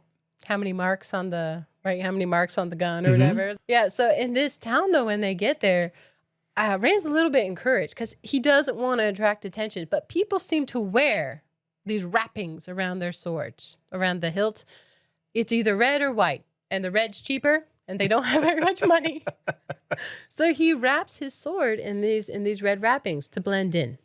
Turns out that's a great thing because they walk into the Queen's Blessing, and he is a Queen's man. The red means that you're loyal to the Queen. Yeah, if he had been wearing white, Basil would have thrown him out immediately. But he's wearing the red, so he's in. I like that it's because it was cheaper. In some ways, though, this does make me think back to the pattern. And we're about to talk about this a little bit more in this next scene because it's great. But Rand is making choices and not always knowing what choices he's making. But you do get the sense that there's a bigger hand involved here, that the pattern is guiding him to something. What? We don't know, but something. Yeah, so in this end, our friend Matt is angry. He doesn't want to go anywhere. And Rand's trying to keep his head down. So he finds this kind of back room, a library. Apparently that's rare there. But in the library, he meets someone new. One of the best characters in this book. It's an ogre. Think of it like an Ent almost. It's like a... crossed with Shrek. Exactly. Excellent parallel. His name is Loyal. That's how I say it. How do you say it? Usually I say Loyal. Loyal. Yeah. He's huge. Rand thinks it's a Trolloc sitting in this library, but he's dressed and he's offended. Loyal's response was, I wish you humans would stop doing that. He's not a Trolloc. He loves to read. He loves trees. He loves the steading, places, these havens that are just wonderful, but they're slow. Like that reference to Ents in The Lord of the Rings. They're very slow. And he is youthful and rash. That's why he's outside. He is only 80 years old. I know. You're not allowed to go outside the steading till you're at least 100 and your wife says it's okay. He's not even married yet. He is but a boy among the Ogier. And Rand takes to him immediately. Well, not immediately. At first he thinks he's a Trolloc. But after he gets over that confusion. Immediately after that. Yeah. And Rand starts talking. You had said earlier that they were honest with Basil Gill, and they were to a point, but he didn't tell Basil Gill everything. He tells Loyal everything, and he can't believe what he's doing. He can't believe that he just keeps talking. But it was absolutely the right move because Loyal is wonderful. I believe it's here where Loyal says at the end of Rand's story, tavern. Yes. This explains so much because this path from Whitebridge to Camelin, like thing after thing, chance after chance, these boys should have died so many times over since leaving home. Tavern. What's a tavern, brother? A tavern is somebody around whom the pattern folds. Loyal describes this really well, where he talks about the age lace. The weaving of the wheel causes the lace of the age. And it's this weaving that the wheel wills that is going to happen. But within the weaving, it's not random. There are certain individuals that are centers, eyes of the weaving, and these are called tavern. And there are stronger and weaker, but he says, Rand, you must be a really powerful one indeed for me to notice it, because that's not one of his skills. He has other skills. You mentioned the books. Turns out he's a tree singer as well, which is awesome. But yeah, tavern. And all of a sudden, a lot of things make sense that didn't make sense before. When he says Rand's one, he's like, I wouldn't be surprised if, those other boys are one too. Tavern. And this is not common. And for three of them to be together at the same time, born in the same place, friends, so wildly unlikely, it's almost intentional. It has to be. But the reason the roads into Camelin were busy has to do with that false dragon. Logain is being taken to Tar-Valon. He's the man who could channel to be gentled. And on the way there, he's coming to Camelin as a prisoner. And everybody's going to see. I mean, this is more than the rock star. This is just, it'd be like if there was a lunar eclipse that only happened once in 1,000 years. You're going to watch it. Yeah. Or, I mean, what would be another comparison? If Hitler had been taken captive and was being paraded through the streets of London, it was that degree of fear and hatred. And yeah, everyone wants to see it. Everyone wants to be a part of it. And Rand is a young man, and he's no different. He would like to see this too. Yeah, so he's been hiding inside really with Loyal, talking and playing stones. It's like their version of checkers and chess together. Loyal always wins. I think it's Go. The more I read this, I think it's the game of Go, Sure. which is awesome. One other thing about Loyal, or one other thing that I think jumps out here, why is Loyal traveling? Loyal wanted to see the groves, the great trees. It turns out that after the breaking, the Ogier were the ones who built everything cool. All these massive structures, that Whitebridge structure, things like that. Ogier were involved in all of this. They were incredible stonemasons and workers. But that's not what they cherished. What they loved were the trees. And so they live in steadings. And if they don't go back to steadings periodically, they actually wilt and die themselves. But in order to remove that longing with a capital L, that desire to go back to the steading, all these places they worked, like Camelin and the other great cities, they would build these steadings. They would these groves of trees where they could just enjoy them. And so Loyal has read about all these groves and he wants to go search for them. Turns out most of them don't exist anymore. And so he ends up instead in a city where he expected to see a forest. So that becomes important. The other thing, though, is he's talking about this. He asked Rand, where are you from? And Rand says, Manetheren. And Loyal knew there was a great grove in Manetheren, and he knows the story that Moraine told about the fall of them, and he talks about how deeply he feels for them. But then he also talks about Rand's people, and he gives a poem, almost like a greeting, kind of like the Tinkers had their greeting. This is a greeting that Loyal gives to Rand that we haven't ever heard before, and I'm going to read it because I love it. Till shade is gone, till water is gone, into the shadow with teeth bared, screaming defiance with the last breath, to spit in sight blinder's eye on the last day. And he says this and then pauses, as if there's a response, and Rand has no idea what's going on. Loyal is very confused. We mentioned the Waste, and a couple of times we've mentioned this people group, the Aiel. Loyal thinks Rand is an Aielman. He has the look. He didn't have the look of the Two Rivers. He has the look of an Aiel man. And remember, Rand is still dealing with the fact that he heard his father say that he's adopted. But Logain is in town, and he wants to go see him. Matt doesn't. Matt is not the same person. He's lying in a bed with a fever, grasping that dagger, the ruby dagger. He won't let anyone touch him, look at it, but he clutches it like it is dear to him, precious to him, to use the phrase. Mm-hmm. And Rand's like, fine, you stay. I'm going out. But he wants to see what's going on. And there is a crowd. Evidently, the amount of people wearing red is much less than the amount of people wearing white. And he has a red wrapping on his sword to avoid notice. So it kind of backfired. I don't know, worked out in one way. But he's trying to get a good view, and he's trying not to be isolated, get involved in any fights at all.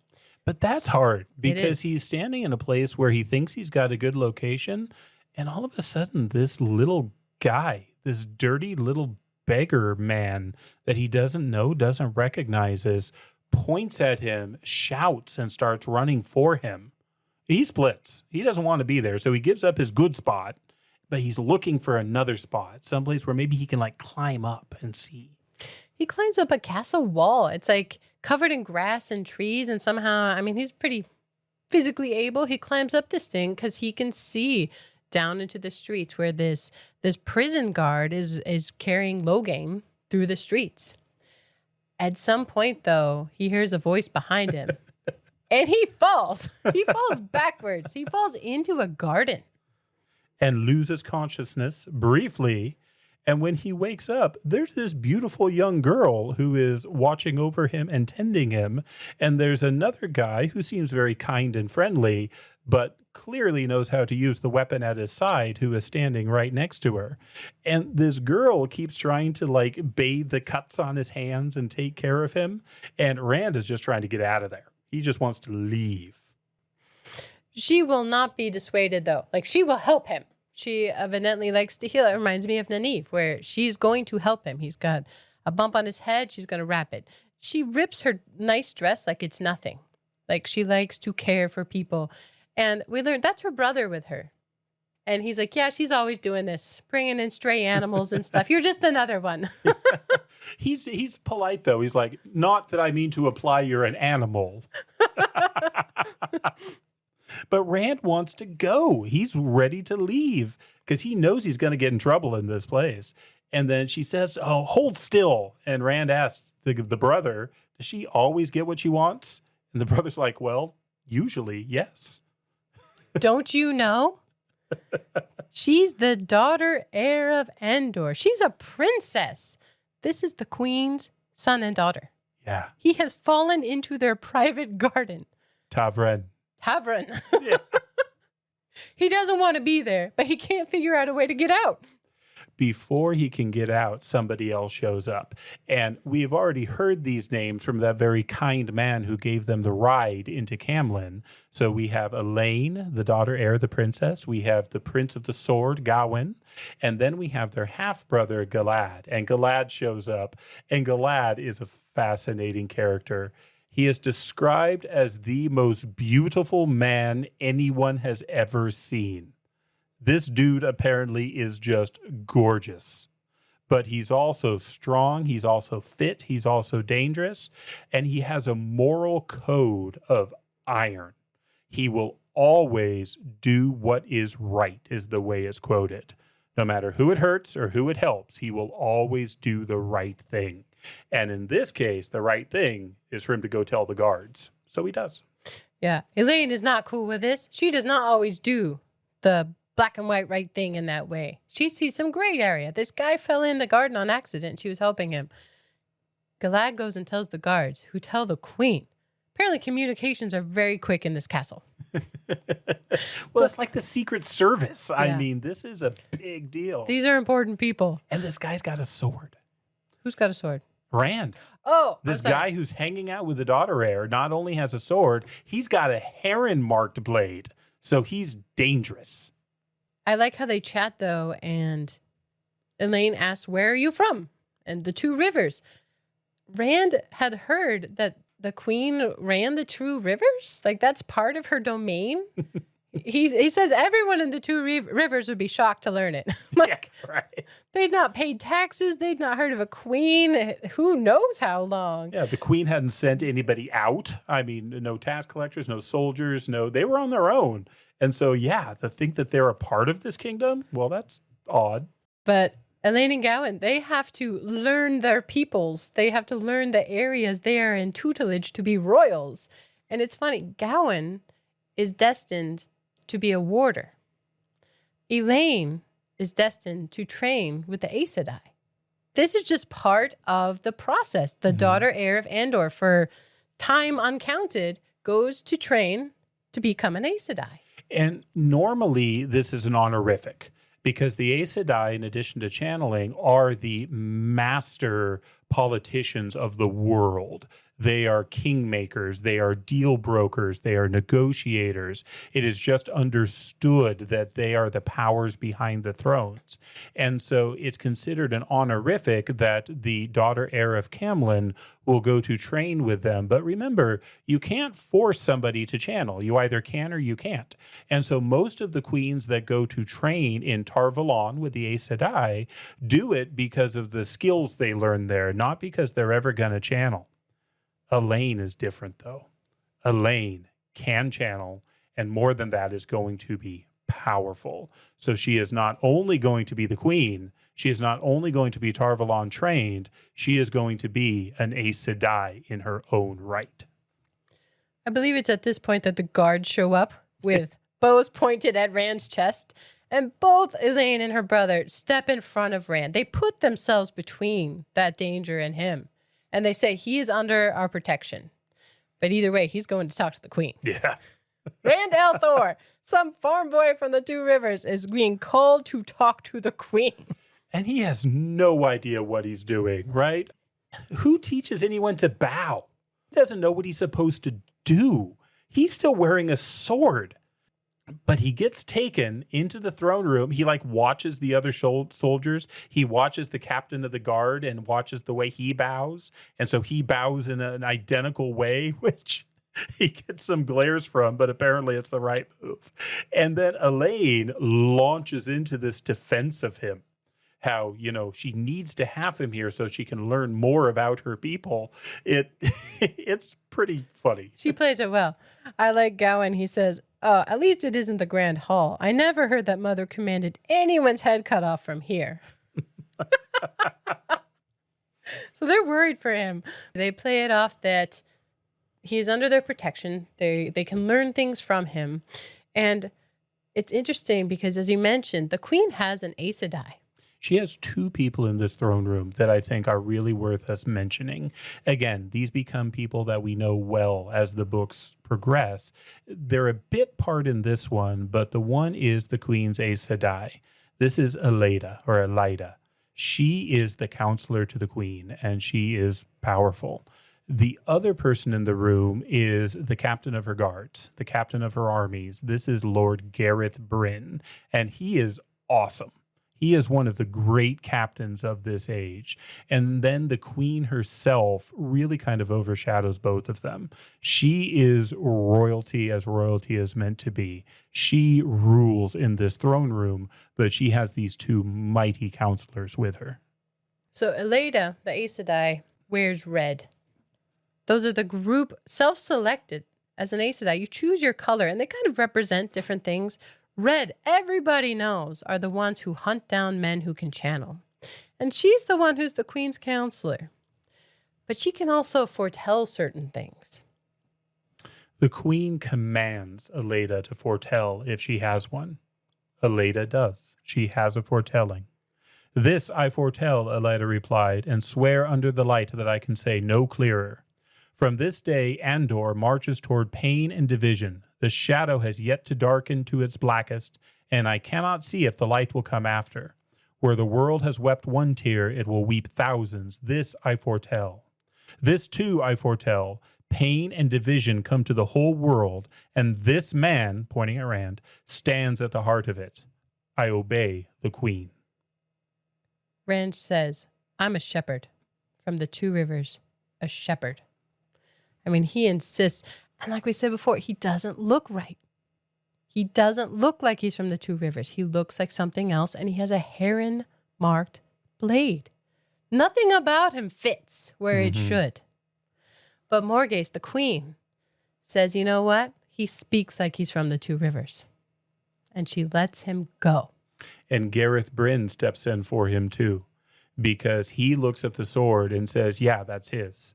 And he can't explain it, but it belongs with him. He's too young. It doesn't make sense he's got it, but that is his sword and it goes with him. And Morgase doesn't only let him go. She summons Aleida to a private council so that Aleida can't watch him leave and know where he's going to go. So he can get out scot-free. Tavern. That explains a lot.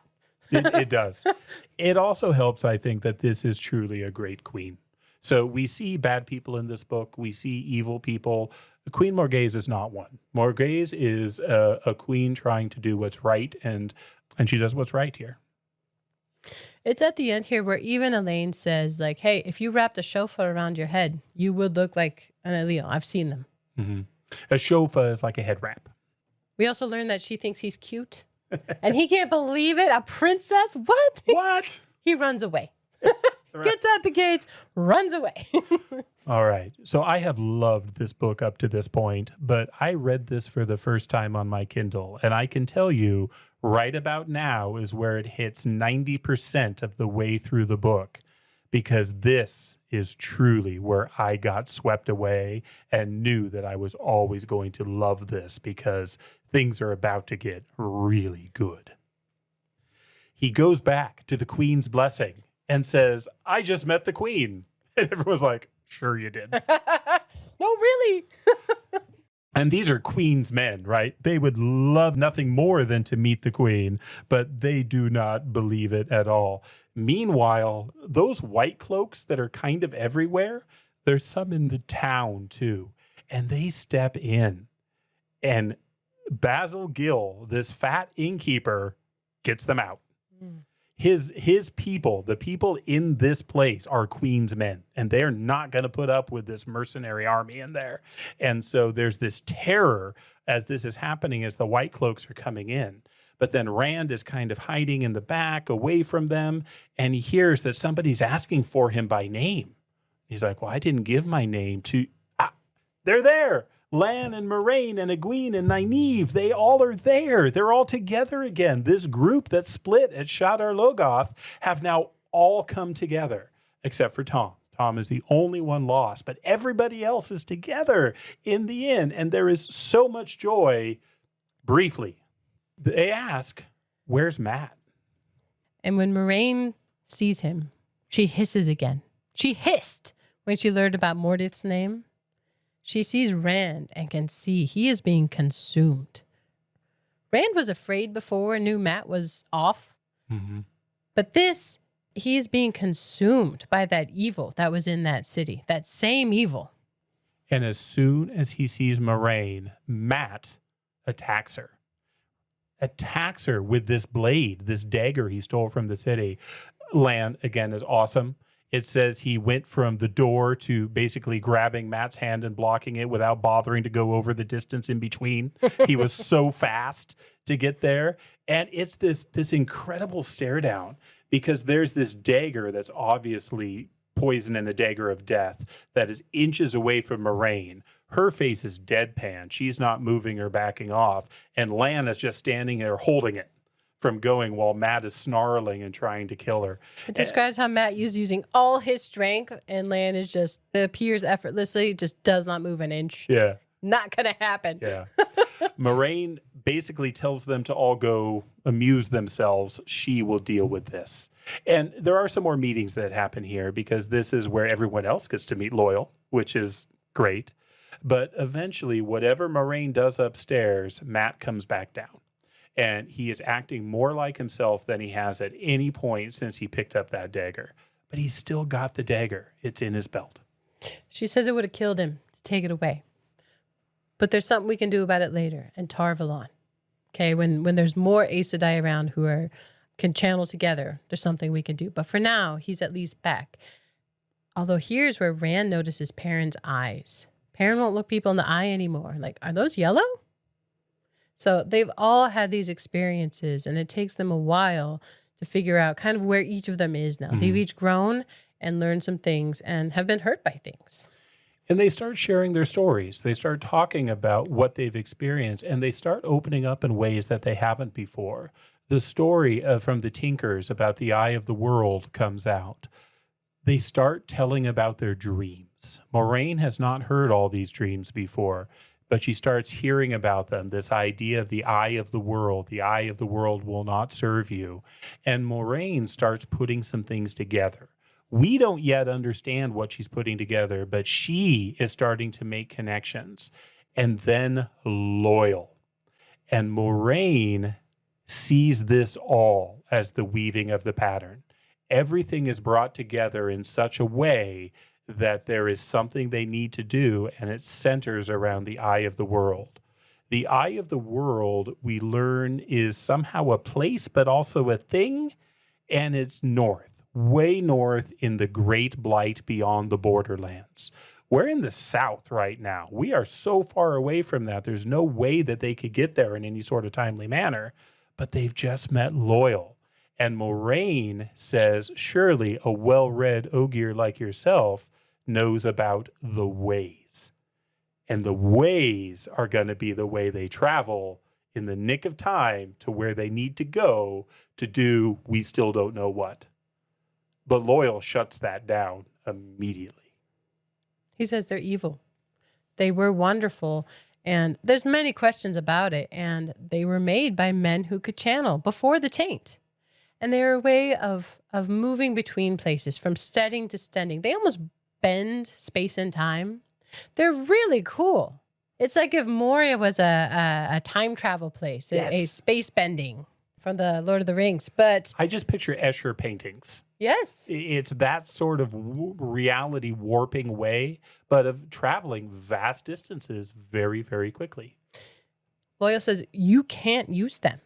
And he's very respectful to Aes Sedai. He respects Aes Sedai, for sure. But he says, no, that's not an option.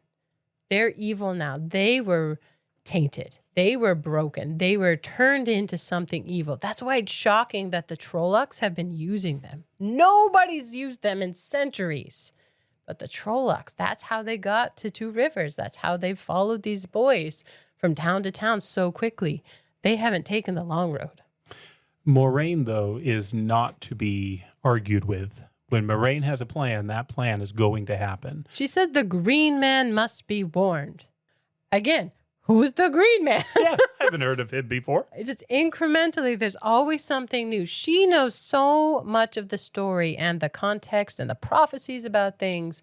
But this is world-ending danger, this eye of the world. Something about this, it cannot wait. It's worth this intense risk, and they convince Loyal to help them find the ways. Loyal can sense a waygate, and it turns out all these places where the Ogier had groves, they also had waygates. And so Camlin, the grove is gone, but the Waygate is still there. And Loyal is able to lead them to it. And they take horses. They take these great packs of oil for light. I mean, they are ready to go into almost like this cave sort of thing. They go down into a basement, and the way he describes the wave gates is beautiful. It's like, I mean, it's like this Celtic carving where it's all leaves and ivy and things around it. But then there's a leaf. There's one leaf that if you know where to find it, you can remove that leaf and it will open the Waygate. And it totally reminds me of Stargate, where the Stargate opens and there's just this shimmering panel. But whereas in Stargate, that's, a very blue, pretty panel, these are now black. Apparently they used to be clear, but these were formed by men who could channel. And because of that, the taint is strong in here. And this is what Loyal fears. There's actually a living embodiment of the taint within it called the Black Wind, the Makan Shin, that will consume the souls of people inside. But they're going to do it. And they go inside the Waygate, and they're in there for quite a long time. They go to these landings that have like multi-directional signs. It's a little Tweedledee and Tweedledum. Anyway, we'll get you there. But it won't, because they're going a very specific place. Just anywhere inside the ways is not okay. They need Loyal to read it for them. It's called Faldara. They are heading toward the Blight. We talked about the Blight last time. This is across the world from Camelin. They are crossing the world, so it takes a little bit of time. Yeah. So the Blight is that dark area where the Dark Lord lives and where all his minions and demons dwell. And then there's the Borderland, which is right against the Blight. And Faldara is where they're going in the Borderland, just outside of the Blight. I love the journey through the ways. They tell some stories. They talk. There's a little bit of banter back and forth. They also feel like they're being followed. Again, it's kind of like the Mines of Moria with Gollum following them behind. They feel like they're being followed, but nobody is going to leave the lamplight to go out into the darkness here because nobody knows what's going to happen. And then, of course, in ways that's very, very exciting, they do finally encounter the Black Wind, but they're able to break out of the Waygate at the very end, right before they're consumed. And they are now just a short ride from the castle of Faldara in the Borderlands. So this is where Lan grew up. These are his people. He was a king in the Borderlands, and we get to hear his story here. And everybody up there is just awesome. So they meet this king. Oh, what is his name? Agelmar. Lord Agelmar. They meet Lord Agelmar. They stand in the gap. They live on the borderlands between the lands of the Dark One and all the Trollocs and Fades and like the rest of the world. That's what they do. This is a warrior culture. There's this big battle forming. More Trollocs and Fades than have been active in however many years. They are going soon to fight. And he is so excited that Lan is there. Right. He can lead them. More people will come because Lan is there and people know his name and his story. Lan has been collecting titles from the beginning of this book. Early on, he's referred to as the uncrowned king of the Malkieri. Later, he is referred to as a diademed battle lord of the Seven Towers. And here he gets referred to as the Golden Crane, because that is the ensign of his house in the royal house. We learn that Lan has taken an oath that he will not lead men to death in the Blight. He'll go himself, but he is not going to take on his royal title. But if he did, every nation of the Borderlands would follow him, because Malkir, the land that he is king of, has now been consumed by the Blight. But it was the tip of the spear. It was what held back the Blight for so long. And every Borderlander sees in Lan that. They see Malkir they see the Golden Crane. And it's wonderful. And the Borderlands are just great because as he goes through all these different cultures, they all have a little bit of a different flavor. The Borderlands to me is very Japanese.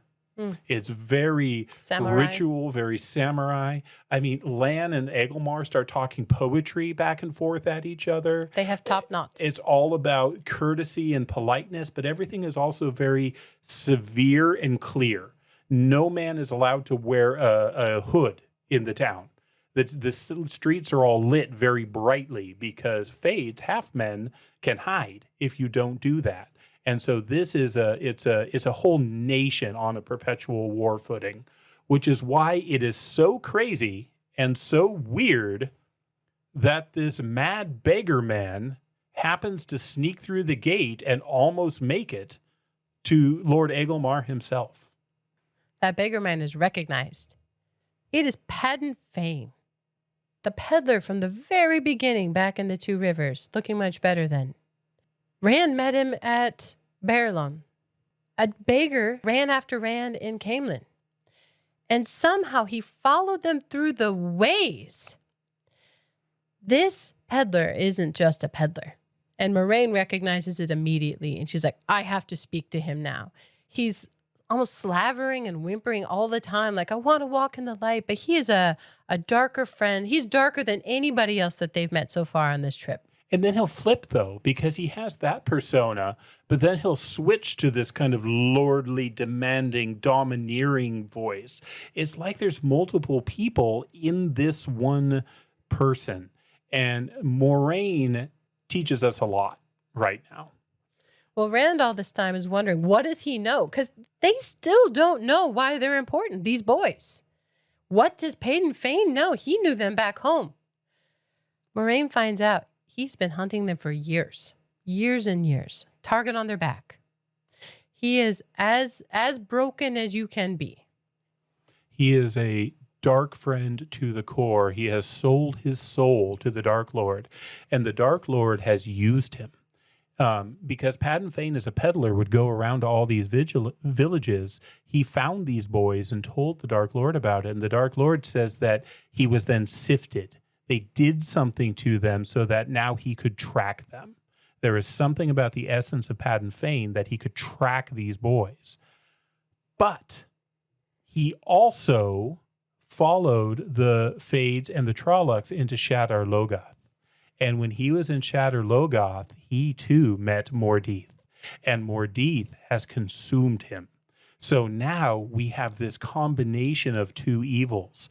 We've got the evil that is the Dark Lord hunting for these three boys, but then we also have the darkness of Shadar Logoth, and the two are kind of obsessed within this one creature.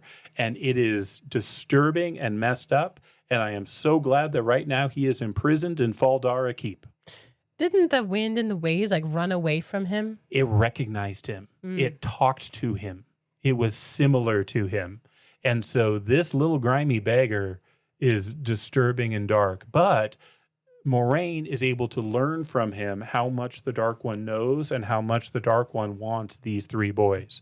And so then she is determined to set out just this group into the Blight to find the Green Man.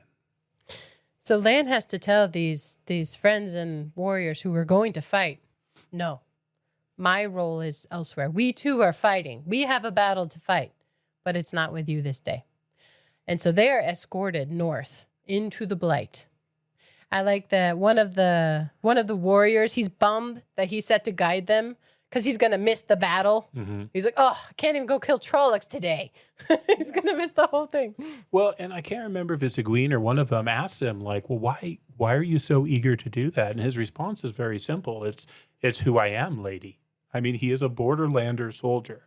This is his life. This is what he does. But none of the soldiers that are going think they're going to survive. They believe they are going to be overrun, which is why it's so heartbreaking to them that the Golden Crane won't go with them. The question for the warrior is, are you truly that eager to fight Trollocs? And he looks back at her, the warrior, and he says, that is what I do, lady. That is why I am. Who they are. But it's funny before they leave because the king is like, let me send some soldiers with you. You know, somebody to actually protect you in the Blight. So it's not just Lan.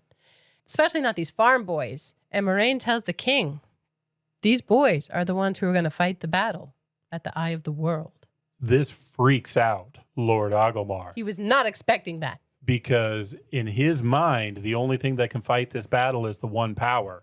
And there's no way she's going to, these boys don't channel, do they? Because if so, they're going to go mad and kill everybody. And she says, no, they are Tavren. So she's relying on that Tavren nature at the Eye of the World. So the blight, it's such a good name for the area. It's rotting away. Yeah, oozy and green and purple and just like pus and smell and heat and filth. It's a horrifically described land. But they're looking for the green man, like greenery of gardens and fields and grasses. And he's the stuff of legend too. And they all ask Maureen, how will we find him? And she says that he comes where there's need. People who need to find him will. Turns out she's been there before. No one's ever seen the green man twice. But she says, our need is the greatest that's ever been. It's going to work. She is a very confident woman. She is, yes. And she's right. Yes, but there is so much in the blight. Mm-hmm. And so land keeps like popping off. And I don't even know what he's doing, but he's facing these horrors on his own. But eventually it is the worms that start chasing them. And you get the sense of worm like a flightless dragon, but not one, but a whole pack. Apparently the worms are only down kind of lower in the blight where they are. They're scared of things that are higher in the blight. Yeah. I mean, this is a crazy place. Made me think of Dune. Yes. Those sandworms. Yes. Oof. And so they're running. They're trying to get away from these worms when all of a sudden, it's almost like before when Perrin stepped into the steading. They step into this garden. 1 minute, it's terror and the blight. And the next minute, it's beauty and flowers and grass and trees. And then walking towards them is the Green Man. The Green Man was a legend, of course, with stories told about him and the tree of life in front of every fireplace in the two rivers, and not just for the children. But after the blight, the trees and flowers would have been a wonder of normality, even if the rest of the world was not still trapped in winter. I don't think we've mentioned that. The whole time, spring has not come to the world. That's part of how the Dark One has been making an impact. He's getting stronger. He's still trapped, but he's touching the world in a stronger way, and he has kept it winter. And so it's been cold this whole trip, but here, once they reach the Green Man, it's warm, there's flowers, it's beautiful. A figure stepped out of the foliage, a man shape as much bigger than Loyal as the Ogier was bigger than Rand, a man shape of woven vines and leaves, green and growing. His hair was grass flowing to his shoulders. His eyes, huge hazelnuts. His fingernails, acorns. Green leaves made his tunic and trousers, seamless bark his boots. Butterflies swirled around him, lighting on his fingers, his shoulders, his face. Only one thing spoiled verdant perfection. A deep fissure ran up his cheek and temple across the top of his head, and in that the vines were brown and withered. What a wonderful character! This living garden. Vines and grass and acorns and hazelnuts, but also sentience and love, and above all, a care for all the things living around him. He takes care of the flowers. He takes care of the butterflies. This spot within the blight is green and alive. And Maureen tells him we need the eye of the world, and he speaks to her as they walk. And I love that he tends his garden as he goes. He doesn't even slow down to do it. It's just a natural part of him. And he makes shoots sprout up out of the roots. I love that Rand, like, on purpose walks around them. He doesn't want to crush what was just planted, what was just growing from the touch of this Green Man. It's really beautiful, especially after the stench and sourness and just sadness of the blight. It's about as opposite as you could be. Yeah.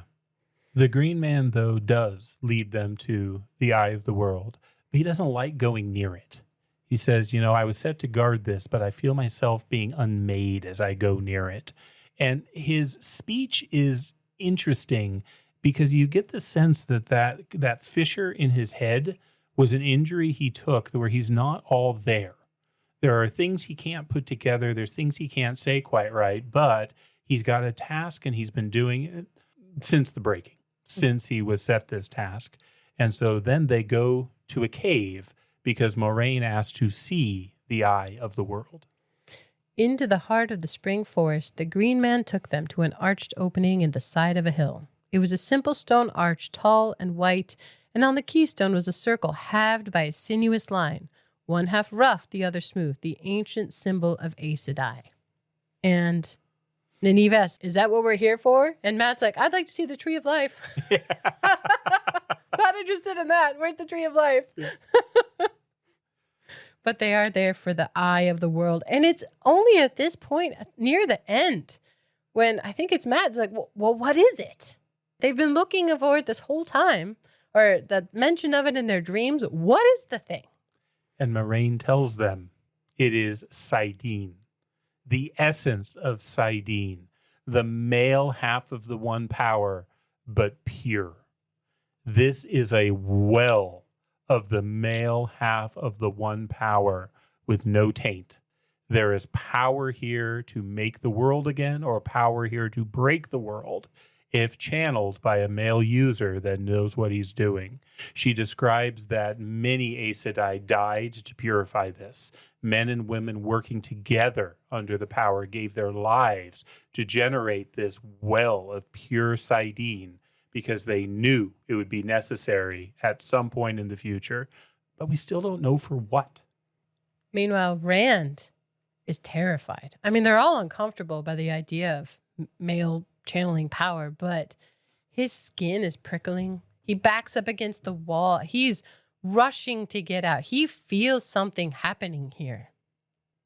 And Loyal asks, he says uneasily, he said, I always wondered what it was. Why? Why did they do it and how? And Moraine says, no one living knows. And she's watching the boys. She knows one of them can channel. She already kind of knows who it is. We all kind of do.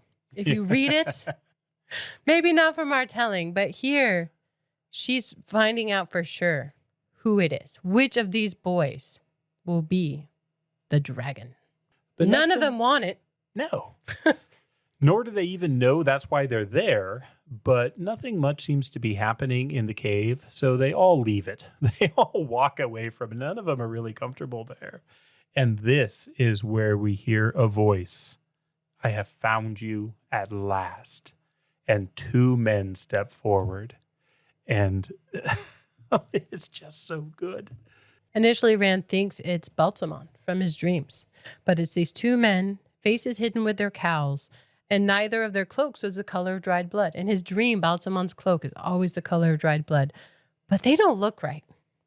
One has this really young face. One has this really old face. And Lan asks, who are you? How did you come here? One of them points a hand at Matt. He guided us. The dagger. They can sense it. The evil in that dagger can draw them. And they give their names. And their names won't be meaningful, but they are meaningful to the people from the two rivers. They are Aegonor and Balthamel. These are the Forsaken, or two of the Forsaken. And this goes all the way back to the beginning of the book. Remember in the beginning of the book where we had that prologue in the Age of Legends, and we had the dragon, Luz Therin Telamon, who had fought against the creatures of the shadow. And among the shadow were the Forsaken. These were some of the most powerful channelers of the Age of Legends who had gone over to the Dark Lord. And then when the Dark Lord was sealed, when he was defeated, they were bound in that prison with them. These two are now free. And so we have these incredibly powerful, incredibly evil channelers of the male half of the one power who have now made it into the Green Man's domain, into the eye of the world. And they're telling them, you will have no Luz Therin Kinslayer this time. No dragon to save you. No Lord of the Morning. We know the one we seek now. That's what the dreams are for. They were looking. The Dark One was looking for the one who could potentially battle him. And there is no more need for the rest of you. They found him. Here is where Lan, who is walking death, attacks. But he cannot compete against the one power. He is taken out. The only one who stands up for any amount of time is Moraine. And even she ends up screaming as Rand runs. She can only slow Aegonor. She can't stop him. There is one other, though, who will not allow this to go forward. And this is the Green Man. And he steps forward and he wraps Balthamol in a bear hug. And as Balthamol lashes at him with one power and smoke and fire and stuff consumes him, the life of the Green Man takes out this evil Forsaken. And though the Green Man falls, he is successful in defeating Balthamel. I love the line he says at the end. "This is my place," said the Green Man, "and you shall hurt no living thing here." He takes out a Forsaken. It is so awesome. And again, the more of these books you read, the more you realize how amazing that is, what he does there. But he does it at the cost of his own life. Now, you had said that Moraine was able to delay Agenor briefly, but her words were run. And so Rand runs, and he runs toward the eye of the world. And this last segment happens in a rush. Rand faces one of the Forsaken, but normal weapons don't do anything. That's not how you battle someone who can channel. There is pure Sidene in the eye of the world.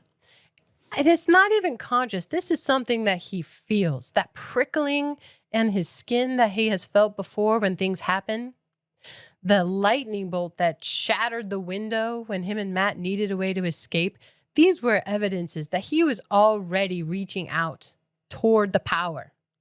But here it's available, and it's this giant pool. Agenor goes with Rand to this pool, and he reaches out to it. And Agenor longs for this power that is in this eye. And the Sidene fills him.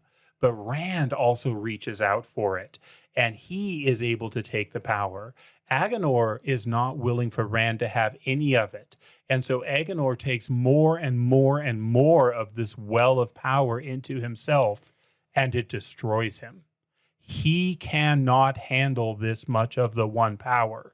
He is literally consumed and killed by it because he's trying to take it before Rand can take it. He does not have the power of the dragon. He cannot channel this much, and his greed ends up destroying him. And you'd think this would be the end, but then comes Baal-Zaman, the man that has been in their dreams, the face of fire, the eyes of flame. He steps in. He doesn't care that Agenor is dead. He thought he was a fool and knew that his greed would destroy him. But Baal-Zaman is going to encounter Rand, and the two of them now battle. And this is where Rand sees pulsing cords. He sees the pulsing cord of Sidene, this golden cord that's attached to him, but also attached to Baal-Zaman. He's drawing on the one power. But then he also sees another cord. He sees a cord of blackness, a cord of darkness reaching away from Baal-Zaman. And Baal-Zaman keeps shouting at him and talking about this conflict and this battle and how Rand's going to be destroyed. But Rand decides, no, I will end this. And not even knowing what he's doing, in the same way he took up his father's sword to kill the Trolloc in that home back at the beginning, he wields a sword of flame, a fire sword of Sidene, and he doesn't attack Baal-Zaman. He attacks that cord of blackness that hooks him to the Dark Lord, and he severs it, and Baal-Zaman screams and is consumed. And so not only do we have these two Forsaken, Agenor and Balthamel, taken out, we have Rand confronting and destroying Baal-Zaman at the eye of the world. It is incredible.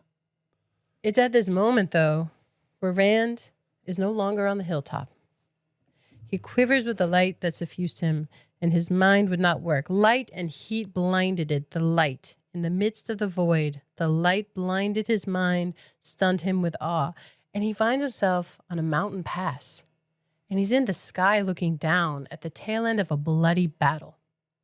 He's looking at the battle of those warriors that they were going to the pass to fight Trollocs and Fates, to die. They were going to lose, but they were going to fight. And Rand shows up in the sky, filled with light and power. And all these things that we've been scared of, the Trollocs, the Fades, the Drakkar from the beginning, these are all there in army form. Rand, almost as an afterthought, destroys them. They are gone. These soldiers that are facing death, holding the gap against the blight, now are saved, and they see this man appear out of nowhere, and save them on this hillside. And again, the way this is described is really a rush. It's really a whirlwind. Rand doesn't know what he's doing. He doesn't know what's going on. But he does scream that this has to end, that this conflict has to end. But then another voice enters. You will not hear this voice again until the end of the 14th book. This is written in capitals, and this is the voice of the light and the Creator itself. It is not here. This is not where it'll end. I will take no part. Only the chosen one can do what must be done, if he will. Not here. This is not the end. But this is the Creator laying down the ground rules. There is a chosen one. It is the dragon. And we now know that that is Rand al'Thor. And he, if he will, may choose to fight against the darkness. So the author, Robert Jordan, clearly had read extensively all the things I have read and more. And he pieces them together. That phrase, if he will, was in the Ainur Lindale. With the Ainur, if they would bind themselves to their earth, their middle earth, and they would have a love and a building of it, the Creator speaks to Rand al'Thor and says, if he will, he has to choose. So there are still choices and battles ahead of Rand here, but it is amazing. So what happens next? Belzamon is destroyed. Rand thinks he's won. What happens next? He kind of wakes up. He doesn't really know what's been going on, but Moiraine is alive. Egwene is alive. They're all alive except for the Green Man and the Forsaken, but they're not all there. But Moiraine and Nynaeve and Egwene know what's just happened. They are all channelers, and Lan knows because he's Lan. They know that Rand has now channeled. Perrin and Mat do not. They're in a different part of the area, and they were not around when this all occurred. But now this is over, Meereen kind of shuts up Rand. Sort of, don't talk about it. Be quiet. Let's go look and see. And so then they enter into the cave where the Eye of the World was. The eye is no longer there. All of that Sidene has been consumed and used in this battle. But there is something there. They pull up more than one thing. The eye is gone, but there's something in the middle of the pool, a crystal column and steps to reach it. And so this is what they go to, down to that column. Several things are actually on that column. One is a broken seal. It looks like the seal of the Aes Sedai with the basically yin-yang symbol, but it's shattered, it's broken. And Lan takes one of his knives and to demonstrate, snaps his knife off against it. This substance that this seal was made of is something called Quendiar, which is stronger than anything. This is one of the seals to the Dark Lord's prison, and it is broken. This explains how Agenor and Balthamel could get out. But the other thing that is there is a box, this intricate chest, this incredible box that Moiraine, who just knows stuff, knows how to open it, and she pulls out of it a horn with writing on the horn that makes without any doubt, this is the Horn of Valere. Remember that great hunt for the horn that keeps going in all these cycles? They found it, accidentally almost. It was here within the Eye of the World. And even Lan is freaked out. It says, even the warder appeared shaken. And then there was one other thing. A long white banner spread out, lifting on the air. Rand could only stare. The whole thing seemed of a piece, neither woven, nor dyed, nor painted. A figure like a serpent, scaled in scarlet and gold, ran the entire length, but it had scaled legs and feet with 5 long golden claws on each, and a great head with a golden mane and eyes like the sun. The stirring of the banner made it seem to move, scales glittering like precious metals and gems, alive, and he almost thought he could hear it roar defiance. "What is it?" he said. Moiraine answered slowly. "The banner of the Lord of the Morning when he led the forces of light against the shadow. the banner of Luz Theron Telamon, the banner of the dragon. Says Loyal almost dropped his end of it. That's fair. Moraine says, these weren't put here by chance, and we're going to take these with us. So all three of those items are terrifying in their own way. They are the stuff out of legend, living legends now, but the seal is probably the scariest one to me. The seal from the Dark One's prison. That is broken. 1 of 7. And it is a material that should not be able to be unmade. And it's broken. But Moraine likes stories, and she's a researcher. She takes these with her and says, I must learn more.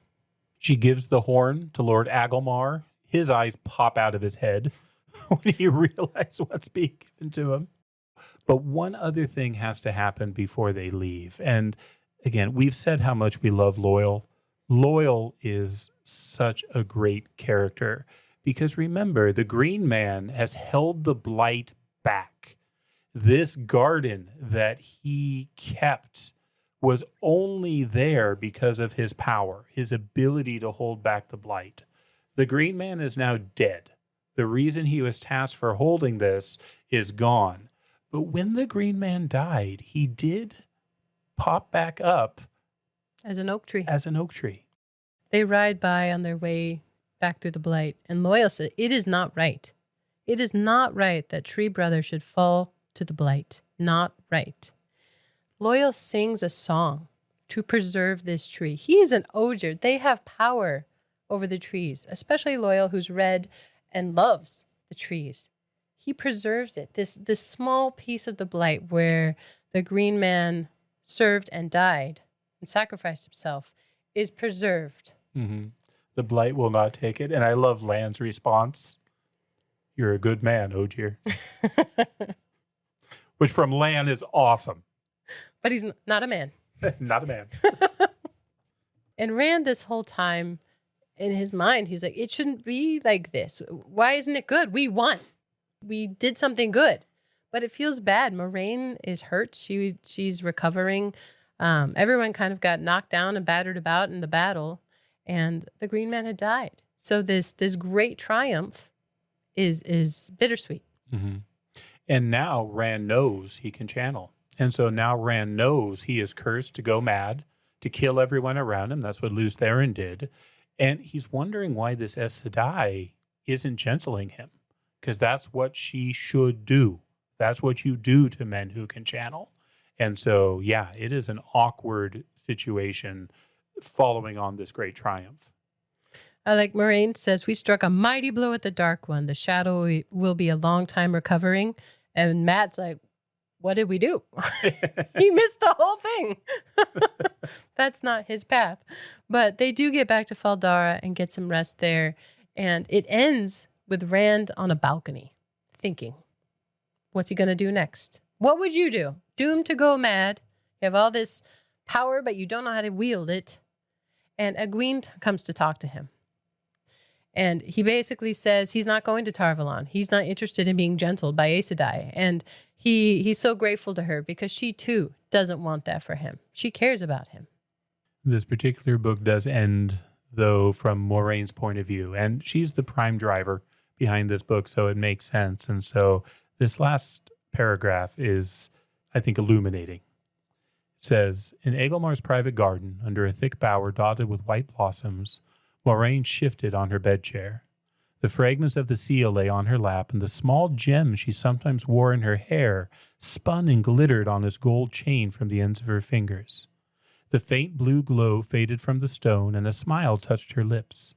It had no power in itself, the stone, but the first use she had ever learned of the one power as a girl in the royal palace in Cairhien was using the stone to listen to people when they thought they were too far off to be overheard.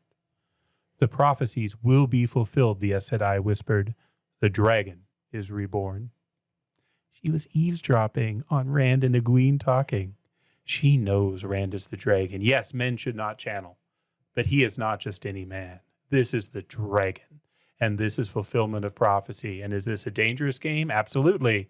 But this is what the world needs, and it is so good.